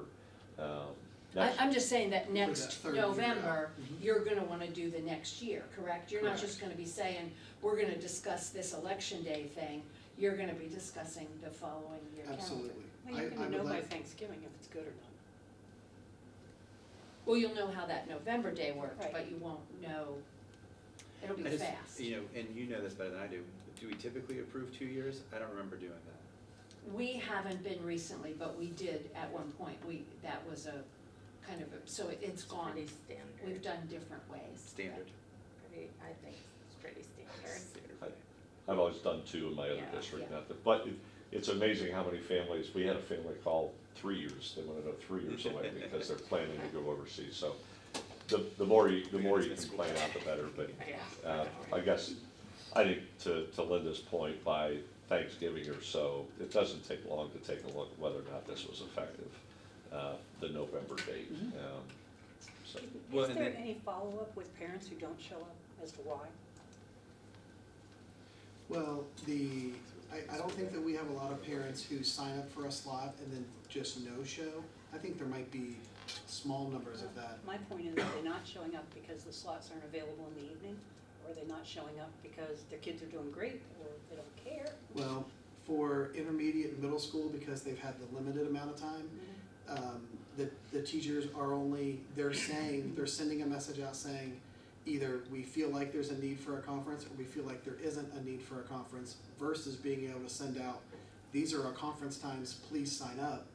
Because because of the lack of time, they've almost had to basically say, you can still schedule one if you like, but the team of teachers doesn't feel like it's a need at this time.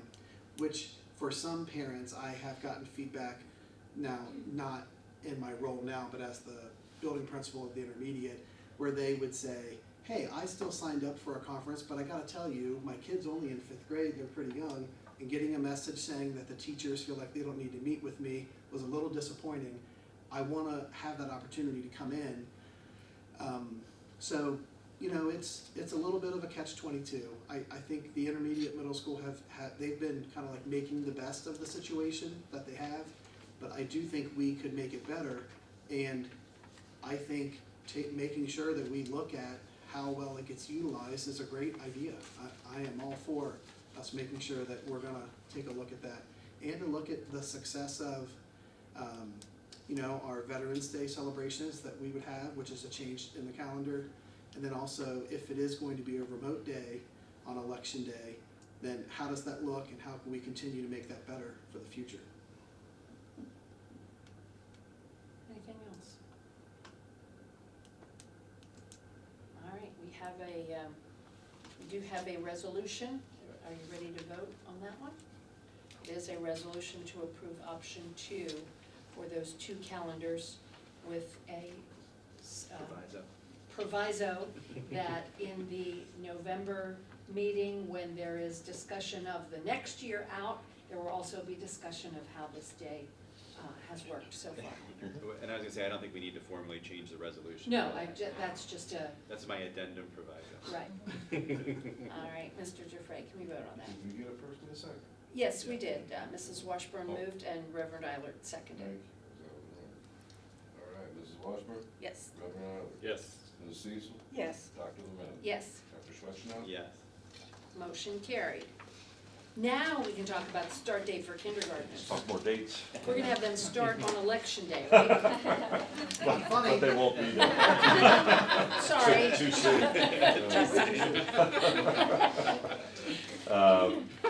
If you'll notice, the recommendation is the state of Ohio allows school districts to have the cutoff date birth date for kindergarten students either August 1st or September 30th. There is no in between. It's just one of those 2 dates. We currently have September 30th. We are asking to go to August 1st. We are seeing an increase in our all-day kindergarten participation. All-day kindergarten requires more stamina throughout the day. You're seeing quite a few districts near us that are moving that way with more all-day kindergarten students. But by moving it, the students who turn 5 between August 2nd and September 30th are going to be a little bit better prepared to handle the academic, but even more importantly, the social emotional challenges of kindergarten. There are studies out there, and I've got one stated here, but there are studies stating that August 1st is a better date for the kiddos, so you're not having 4-year-olds start kindergarten and trying to catch up throughout the rest of the year. There are also, schools are starting to do this because there are more rules in terms of dyslexia and documentation, and we're finding some of the younger students families are finding that they're being identified when they shouldn't. It's just they're not truly prepared for kindergarten. And so our recommendation is to go to August 1st because this is the first year. We know how difficult it is as a family to find daycare and different things like that. I'm sure there are some families that were expecting that their child could start because their birthday is September 25th. So those families, there's probably going to be 20 or 25 based on the numbers that are kind of caught in between. We do want to give the option for the first year to talk with them, give them the rationale, and if they still want to send their child, even though their birthday is September 25th, for example, we would want to make sure we accommodate them for this first year, because some of our families have already planned out daycare, and we want to make sure that we listen to that. The following years, then we would make sure that's where we're at. So Mike, and that's why this language reads this way, for 24, 25, it's each child who is 5 before August 1st, but then to start first grade, it has to be 6. Yeah, because what you'll find is there are some, parents may send them to a kindergarten that's a private school, right? And so then they won't be 6 years old when they start first grade. Therefore, that would kind of make the August first date kind of mute. What I would say to that, Eric, is those would be families that we're having individual discussions with also to make sure they understand, and if we can be accommodating, we would. But that's why that verbiage is in, to just kind of solidify we would like 5-year-olds in kindergarten and 6-year-olds in first grade. So the motion that the board would make is that the date changes to August 1st. Yes. For this coming fall, there would be an understanding that there is room for those who did not reach 5 by August 1st. Right. Is there still a provision in state law that allows you, if there's an acceleration, that you can accelerate a kid if somebody comes? Yep. Okay. Yep. And I will say, we could have waited till January to have this approved with all the other policies. We really want to get the communication out to the families. We have a postcard ready to go, if approved, that will come out over the holiday or beginning of the year, letting all the families know in January we have a kindergarten roundup scheduled at LECC, and then February's registration. So we really want to get that going, and we want to get the information out as soon as possible. So you're saying because we've got that option to accelerate, that we don't need to have the additional language in here that makes clear that if people choose in that first year to still enroll their child? Because this is. This says we're moving it to August 1st. Yeah, period. Right.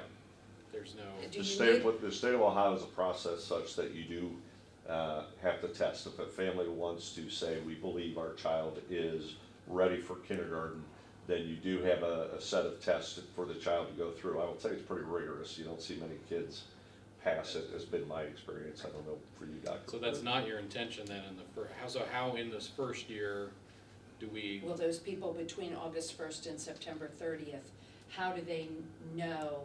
You will simply notify them that they could still start this September? Yeah. But if What- we codify this as a policy at that point, how are we allowing for that exception without having that memorialized in some way? that Oh, I we see have what an you're saying.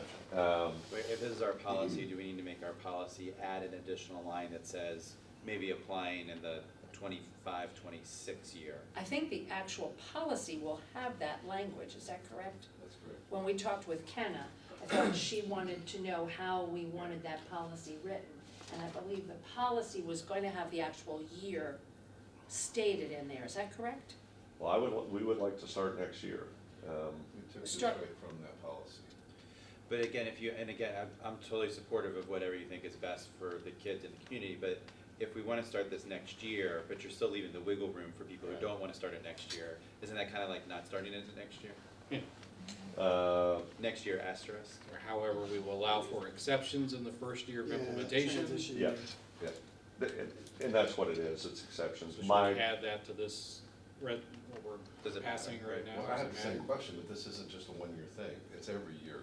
And the issue is if they go to a private school for kindergarten and they're not of age, they come to us then in first grade and we have the same issue, which is why the language is in there, right? well, we're talking I just think we're this talking year. two Yeah, different just- yeah, things. yeah. Yeah, we're just talking about what's gonna happen for the kids who are born between August 1st and September 30th for enrollment in 2024, to start in 2024. Meaning So we what really- we're asking is, do you need something in this resolution Right. that states that we're gonna allow that, or is that allowable? My belief is it would be allowable per, but I can check with legal. It becomes policy in January, if the Right. board approves it. Right. maybe let's look at it, let's talk to Gary and our policy person between now and then, and if we need to, in January, I like that. include an additional Right. statement for the first year, we can do that, And then our policy is our there- policy, but we. Yeah, even pass a even the statement, the resolution superintendent that- reserves the right to whatever that may be, that makes sense. So if we could approve tonight where it's the date, but then we can research in terms if we need to do an addendum. What I want to do is make sure the board's okay with this We date, know so what when our I intent is, communicate, Right. that people know. And then let's go back and just to Rob's point, and I think it goes back to maybe in policy, it's better to have some kind of superintendent wiggle room or the state of Ohio acceleration. If I sent my child to private kindergarten and now I want to send them to first grade, but they're not yet 6, what do I do with that kid? Well, per policy, they're not gonna start. Right, so they have to go to kindergarten twice? That would be where you're at. I Unless think they're, that asterisk language more or less is what test. would be in the policy. Right. So, but it would have to be, they'd have to be 6 and have completed kindergarten, Both. both, not either or. Right. But again, there is a separate notion in the law that any child, I mean, technically, a child could start at the age of 3. My very, If you very blessed proved- children. And I only bring it up because I had a child who started when they were supposed to and ended up recommending that she be moved later in her career because she could have in fact started early. So I just ask that that is still available to Sure. the case of there's, and I'll accelerated. let Dr. Porter join in, but there's always gonna be a need. Parents are always gonna ask, every now and then you're gonna have parents asking to accelerate their child. Every child is accelerated. Yeah, we have grade level acceleration, Right. which would Yeah. be for a whole grade, or single subject acceleration Right. Yeah. are both policies things that could happen. But we would like to ensconce in our policy that you will have to have completed kindergarten and be 6 to start first grade unless you qualify through this exception in the Correct. state law. Correct. Okay. All right, so And we again, don't really want to start until 2 years from now, but we're still gonna approve this now and then revisit it in We January. wanna start next year, but we want to offer exceptions in that first year. Okay, fair enough. okay. Right, and my experience, having gone through this in a different place, is the parents, if the school district's recommending that date, you're probably gonna see majority of parents say, okay, but there are some families that probably already have planned for their not having dates. Right. So I'm making a motion, and we'll need a second, to modify the current eligibility for a child to enroll in kindergarten, and it is moving the eligibility date to August 1st. So I'll make that motion. Is there a second? Second. Oh, go ahead. I saw Linda first, so.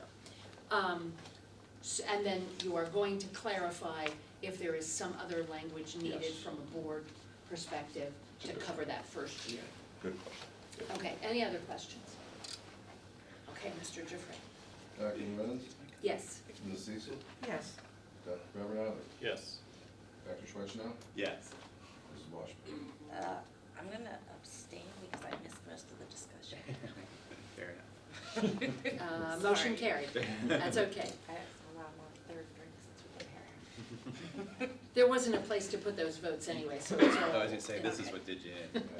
I know, you had to draw one, so I get it. Okay, we have one more discussion item before we're looking to go into executive session.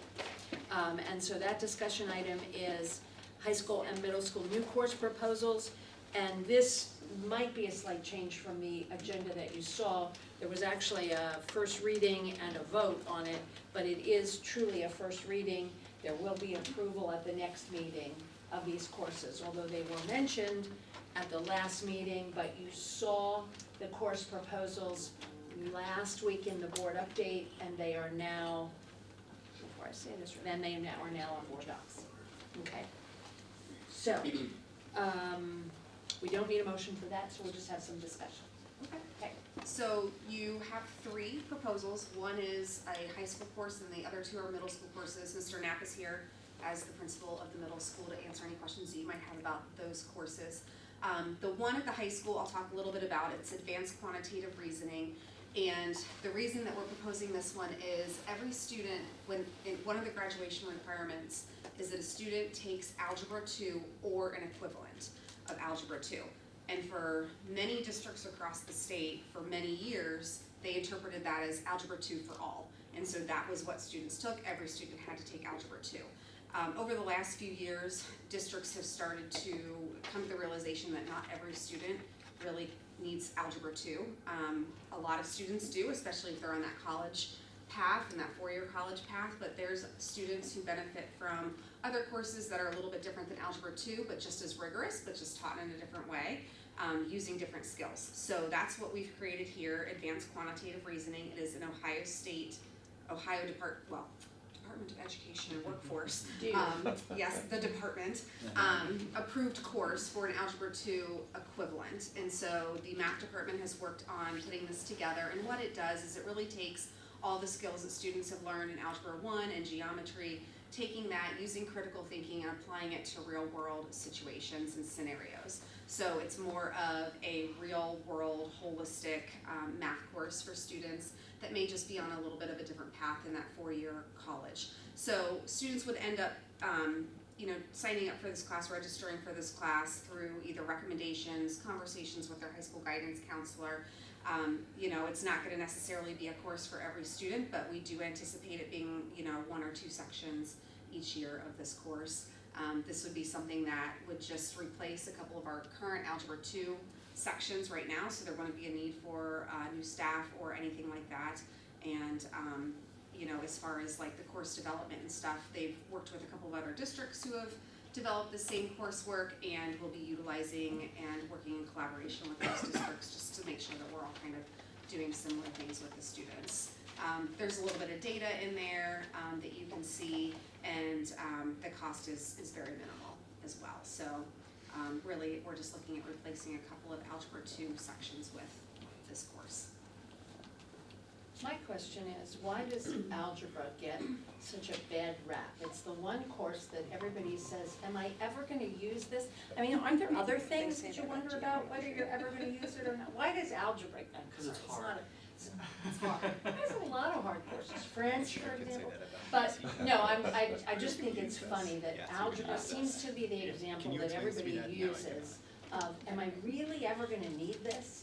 And I just thought that was It's the funny. first course where variables are introduced to the students and they struggle with variable.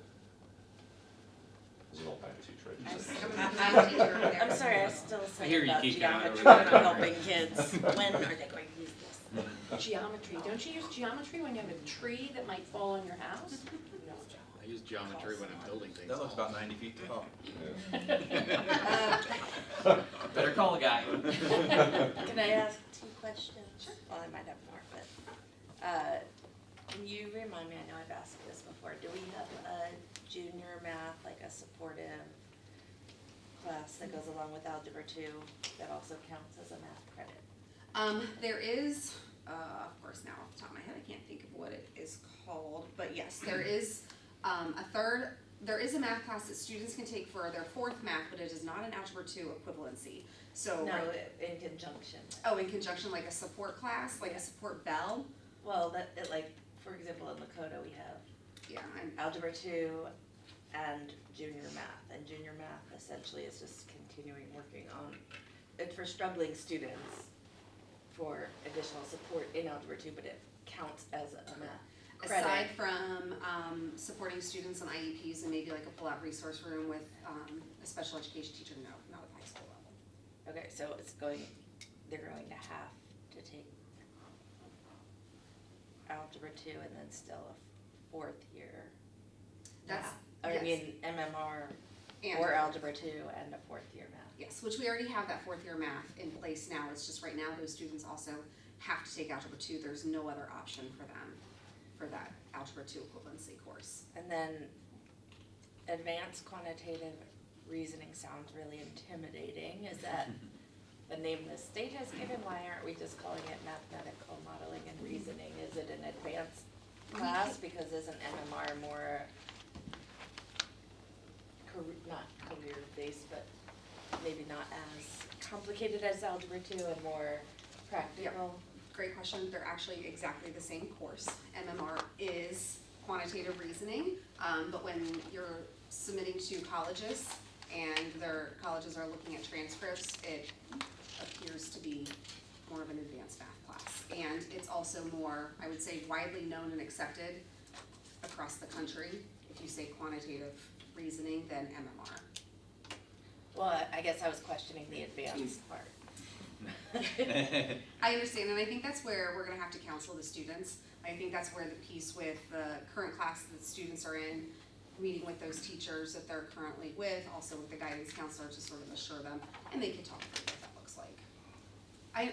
I hear you. I hear what you're saying. I Oh, go yeah, ahead. no, I guess I don't feel like, I hear what you're saying, I don't know that answered what I was asking. It doesn't sound like a course somebody who's failing algebra. Would is gonna sign up take. for.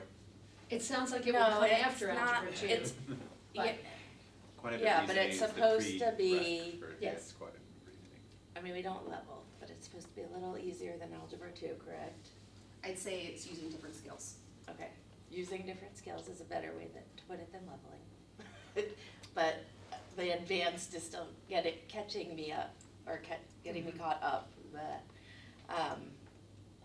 But you're saying but that it's that's not an um, accelerated advanced class, a you're kind of saying talk accepted to. title for this Yeah, kind of so course. MMR, I mean, I understand what you're saying, Eileen, and I think MMR is, what the state has developed, and it does fall under that umbrella of advanced quantitative reasoning.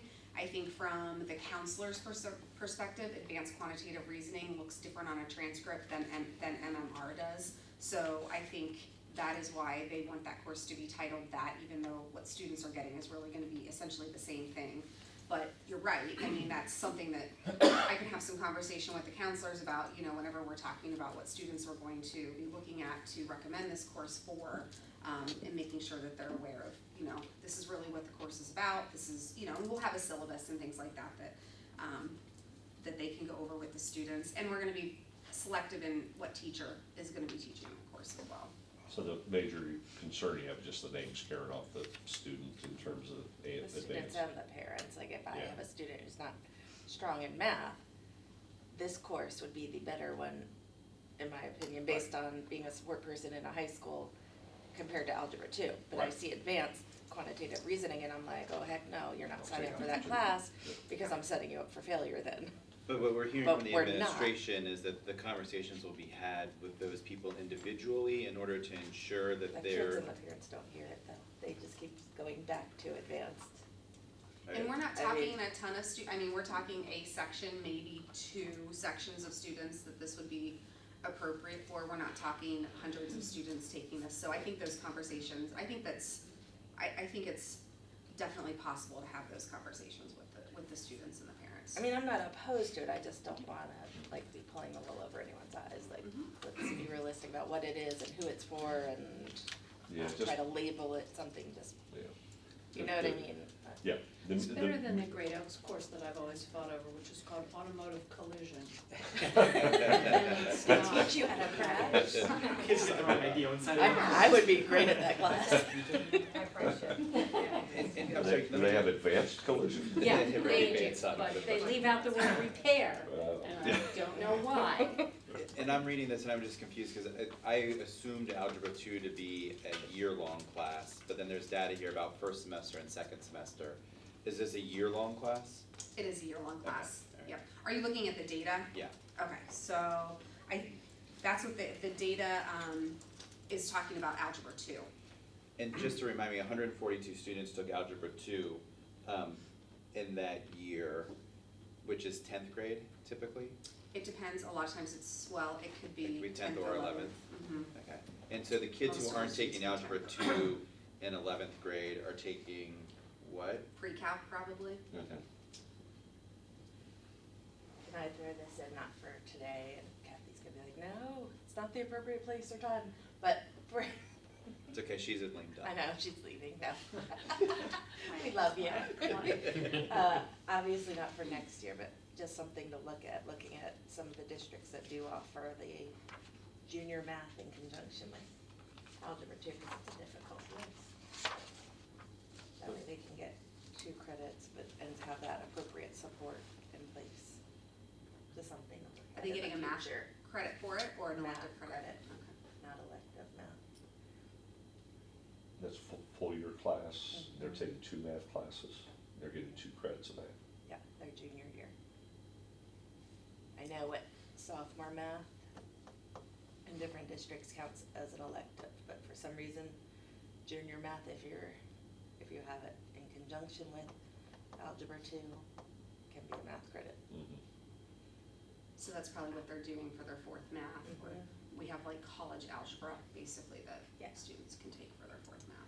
And then again, like if we did it, it would be a small section for the kids who really need it, but just something to think about for the future, not tonight. Any other questions about the high school math class? Sounds great, thank you. All right, I'll let David talk a little bit about the middle school ones. Good evening. So in contrast to the high school course, hi everyone, we're offering 2 new choice elective classes for next year that we're proposing. The first of which I think comes first in your agenda is the LMSNN, the Loveland Middle School's News Network. Just to give a little context behind this, because I think it's a fun story and it kind of goes back to what I heard Dr. Lorenz stating about kind of some of the positive effects of COVID. My first year at the middle school, we were in a place where we were needing to communicate information to students both in person and at home who were learning remotely, which was an opportunity to move our announcements virtual. I started doing virtual weekly announcements through video, sharing those out through YouTube so that all kids could see them. It was a way to make that happen.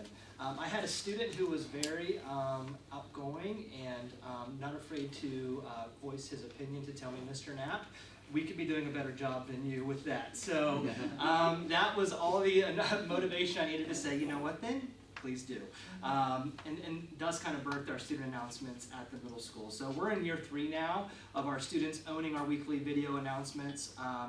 There's been a lot of great growth that we've seen with this program, and ultimately every year we've added more kids to that. That currently runs to a Tiger Time class dedicated to making these videos happen. Every year we've heard kids say, let's make this an elective, we need more time, we could do more, and ultimately we have an opportunity to do that for next year. So we're going to take that opportunity and we're going to open that up. Mr. Flagg, who's an art teacher for us, has led this program for us.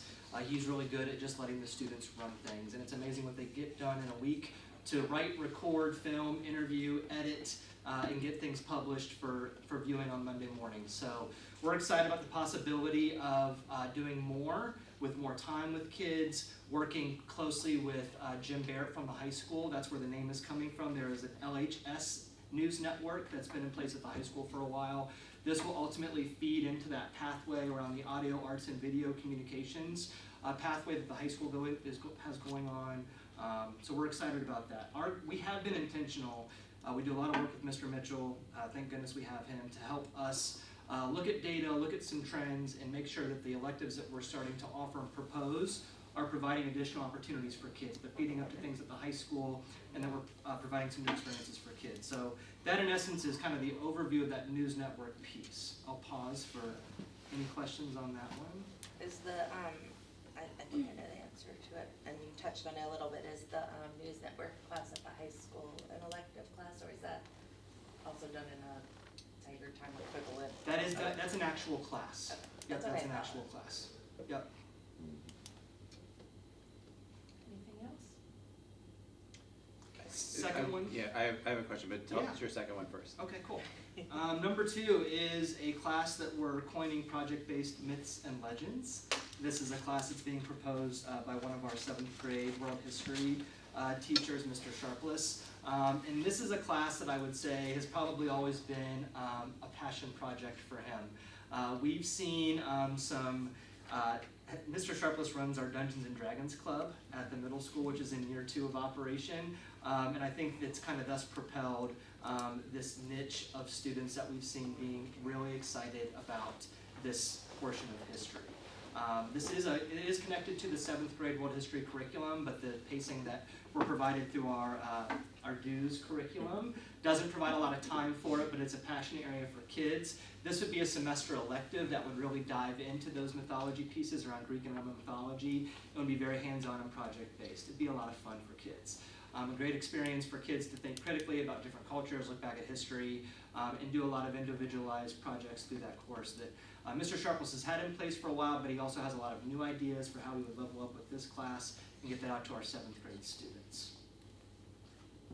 What kinds of electives would be in conjunction with this? In other words, a student has a certain number of things they have to do. What kinds of electives would be in conjunction with this that a student might have to choose from? So it would be a semester class, so other semester options that we have. So, as we're adding to the collection every year, kids have choices around. We have some year-long electives for 7th grade. Any of our orchestra, strings, band are going to be year-long electives. Most others, until you get to 8th grade and you've got a world language option, are going to be semester or quarter options. So semester options include art, PE, we've got a STEM class that is a quarter class that pairs with a study hall. We have our Tigers 101 class that is a semester class this year. We have our Intro to World Language class that is a semester elective. New this year, we also have Puzzle Masters, which is a quarter class that pairs with the study hall.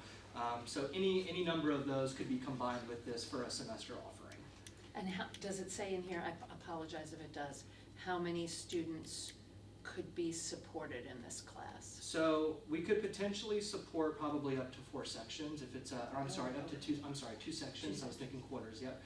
The first year to look at, so we'd probably be looking anywhere between 50 to 60 kids max that we'd want to put in that class. 60 is pushing it obviously because that's 30 kids per class. But we also recognize that when kids are really excited about electives, we want to try to get them into those classes as best possible. If there is a large demand, we could talk to the social studies department to see how we might support some of that. But ultimately with the first year, we want to cap it at a certain level to kind of see where we're at with things to make sure that we're doing that efficiently. Eric, you Great. said you had. My question was really more of a historical question. I think that both of those sound great, and I always love hearing these because I'm like, oh, I want to take that class. That As sounds like riveting great. as policy. Yeah, right, exactly. The policy might be a little bit more. Maybe we could also offer a policy. A policy class. You great. Yeah, you could be a Just guest get it speaker. taken care of. Yes, right, exactly. We've had this conversation a couple times before because we add electives in, but then we never get reported back how it turns out. Do they stick? Are they well populated? Yep. Are we continuing to do those? Oh, see, we're like this. Eileen has the same question. Yeah. I wrote Yeah. down, have we gotten or can we get student feedback, parent feedback, and teacher feedback Right. related to them? And not necessarily just in Because I middle have- school, but in Yeah. high school as well. I have a student that would provide a lot of feedback for electives this year. And that's actually, I just had a discussion today with one of our teachers who's teaching the Tiger 101 class this year. Obviously it's a new class for us, it's one we're really excited about, and we're getting great, I would say, informal feedback on as I speak with parents and talk with kids, talk to the teachers as well. But we are interested, especially as we look at refinement for year 2, right? Like what is the feedback that we're getting? What are some of the insights that kids have gleaned? Obviously as the teachers are looking at their curriculum and pacing and everything else, they're constantly making adjustments and tweaking and thinking about refinement for the future. But we've also talked about getting some surveys out to parents and to our students as well to just see how is it resonating with them? What are the things they liked? What are the things they didn't like? What ideas do they have? What are they seeing? So I think that informally, we're always collecting that feedback. To your point, I think there's definitely some opportunities for looking at data and looking at, especially as we're rolling out programs from the get-go too, right? Because those are the ones that over time, obviously, after they've been out there for a while, you've kind of got what you need in terms of that. And does it maintain its shine, so to speak? Yeah, At first, because sure. yeah, it's great, I really want to do that. Yeah. But is that something that we continue to Yeah. offer? And and then how does that color our addition and subtraction process in the future? I think it's really simple when it comes down to well, nobody signed up for it. Correct. Yeah. But I guess what I'm saying as a board, I'd kind of like to know feedback as we're being presented these and asked to comment on them. I completely trust our teachers to know much better than I do what's wanted in the school, but how did it turn out? And What's was the it- process, Oh, I'm go ahead. sorry. Go ahead. What's the process for being the French teacher, the language teacher in the room? What's the process for somebody saying they want to add this elective, and you said another elective might be intro to languages? So what's the process? Who says, okay, we got this course now we're losing people over here. How does that work? Who decides which ones get offered and You know, which kids get I'll what? speak to the middle school perspective and just my time up there.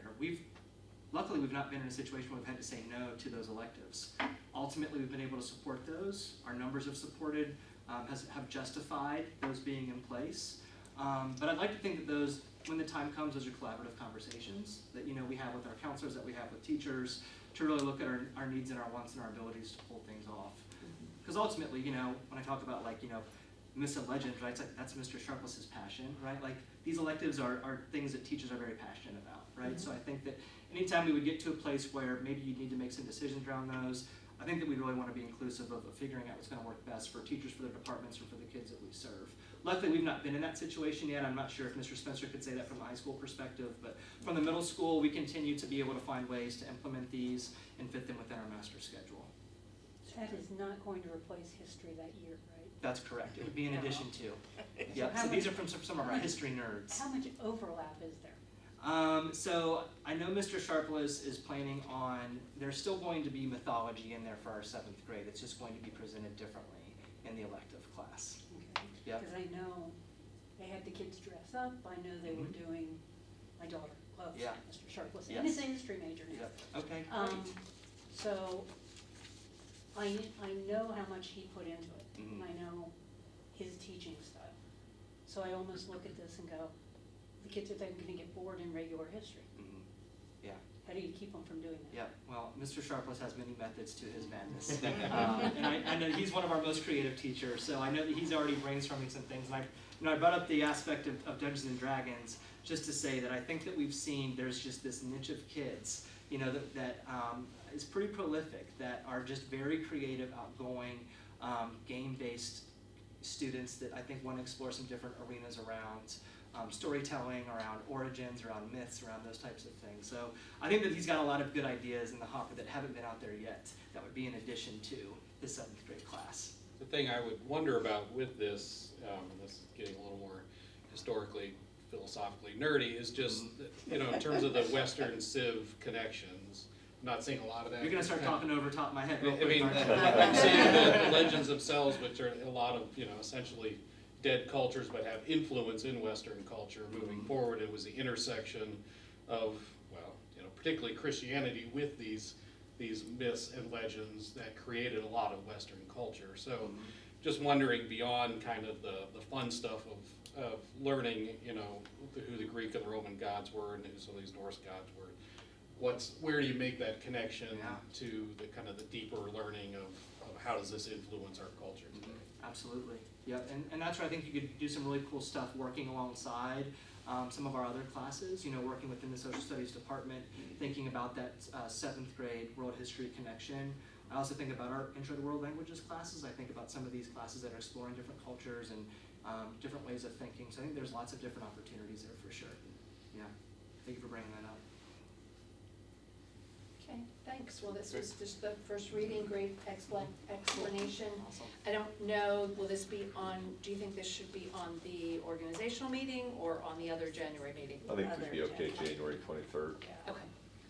I would say in addition to looking at, sorry, like parent surveys and stuff, just kind of looking at some of the newer elective courses that have been added, what was proposed versus, like, is it still what was proposed or has it kind of evolved into something different? We can take a look at, you know, I guess it'd be January of every year for the new courses. We can kind of do a little historical review of it. To me, kind of what Eric said, the enrollment really is going to tell you how kids are receiving it, right? But not how parents are. But we can take a look at what's been approved and look at the enrollment. If it started out hot and now it's down to one class, maybe it's not serving a purpose.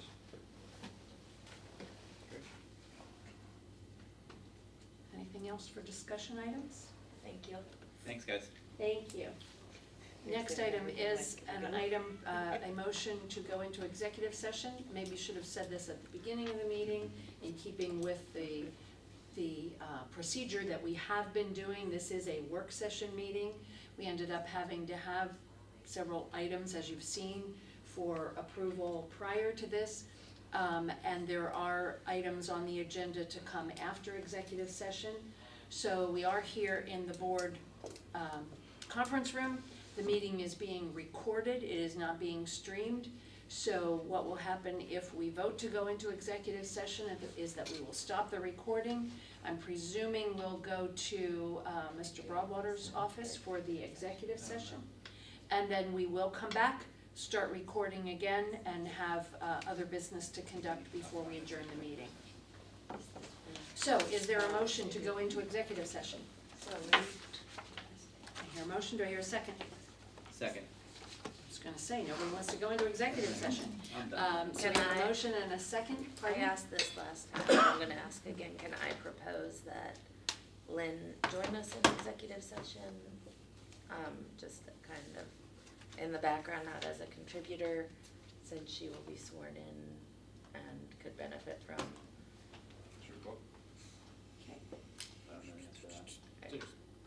I don't think that's because it's, as long as we're not dealing with any kind of litigation, I think. Yeah, we've done it before. Yeah, okay. All right, if that's the board, then the board would be, if we approve this motion, we would be entering into executive session pursuant to ORC section 121.22G1, employment and compensation of a public employee. And you can see by the items that come after that, we would be speaking of employees, plural, group of employees or singular employee, and would invite into executive session Mr. Broadwater, Mr. Collier, and Ms. Megan? Is that- Mrs. Mangan. Mrs. Mangan, thank you, I'm sorry, I hadn't asked before. Yeah, it's fine. And board members, so, thank you. I assume you're okay with that? Yeah, that's fine. Okay. All right then. Wanna do that? And the only reason we're allowed to know Yeah, is it's Mrs. not Jeranek, yet. is she's not here yet, Christina didn't come in. I correct? told her not to, I thought. Okay, that no, we that's weren't- fine, Yeah. that's fine. I I thought. just wanted to make sure I wasn't missing her back here. Yeah. But for our audience, we'll come back here.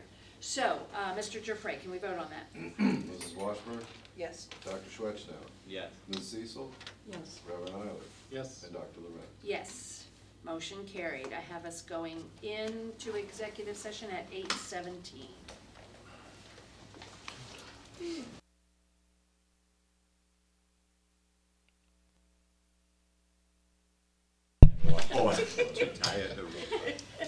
Thank you, Mr. Broadwater. We've turned the recording back on. We have come out of executive session at 10:43. And I believe that we have two action items to take care of before we adjourn the meeting. The first action item would be a motion to approve exempt and administrator handbook corrections. So moved. Second.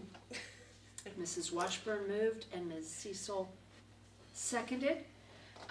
I will simply note that these were corrections that were indicated while we were in executive session because they have to do with employment of personnel. They are corrections made because of inadvertent omissions when these handbooks were approved at the August 22nd, 2023 meeting. They were simply left out in the various versions of the handbooks that were approved. They will be attached to board docs so that it will be clear what has been changed, and then the amended handbooks will be amended on the treasurer's website where they exist at this time. So are there any questions or other comments about that motion? Just kidding. The only comment that I have is just, this is a reversion to the previous existence of the handbook. That was an inadvertent change. Yes, there were inadvertent omissions. There are changes in some dates that were made, but they were to be approved in August, so. Great. Anything else? Mr. Giuffre, can we vote on this? Mrs. Washburn, Yes. Ms. Cecil, Yes. Reverend Eiler, Yes. Dr. Lorenz. Yes. Dr. Schwetznow. Yes. Motion carried. A lot of pages to that one. And so then the next and final item for the meeting is titled Potential Employment of a Public Employee. And I am very happy to make a motion to approve the employment of John Espy for the position of treasurer for the Loveland City School District, effective January 1st, 2024. Second. And Mrs. Washburn seconded. I will start the conversation by saying that this board has, since we hired a very effective interim treasurer some time ago, since that time we have had public discussions concerning the process that we would use for hiring a treasurer to replace our interim treasurer. We have received information about and from interested parties as candidates for treasurer of our district, and we are very fortunate to have a candidate who was vetted in a previous search, and he is now available. And so we are very happy to welcome John Espy to our and I would say that there will be a formal introduction of Mr. Espy at our January meeting when we have an audience that didn't have to wait around till almost 11 o'clock to hear this. And so you will all be able to learn more about him in the coming months as he begins to work for Loveland. So we're very pleased with that. He did pass his first test, though. He survived in a meeting until 11 p.m. Still smiling, so that's impressive. We had only one treasurer once in our past who said, no, don't stop, I want the meeting to go till midnight. And I said, no, we're done. So hopefully there won't be any meetings till midnight. I remember that. Okay. Your next task is to make the meetings moving forward shorter. I usually don't think that's a treasurer problem. I think that's a Board of Education Oh, but we're gonna member test him. Good luck, John. problem. Any other comments? Then can we vote on that? Dr. Lorenz? Yes. Mrs. Washburn? Yes. Ms. Cecil? Yes. Reverend Eilert? Yes. Dr. Schwartz? Yes. Motion carried, and I will note that Mrs. Washburn's name needs an N on the end of it I there. put it on there. Okay, very good. I just wanted to. It's optional. And so, for the very last time, I get to ask, is there a motion to adjourn? So moved. Oh, Second. wait. I thought you wanted us to do It's it. perfect. She didn't want it to end. Washburn and Swetchnow. Yeah, I'm gonna vote no, so. You wanna go to midnight. Usually we just ask all those in favor, please say aye. Aye. Wait, I have a motion. No, we No, already we stopped. The motion is that she gets to take her gavel. Oh. Oh, no, you need, the gavel needs to stay here. It needs to have all those little, All the little dents. Oh, no. dents in From it all those that I put years there of- from, Well, thank you. Please take this with you, and I don't mean mine. Thank you all very much. I will say that this meeting is adjourned at 10:51. We are off.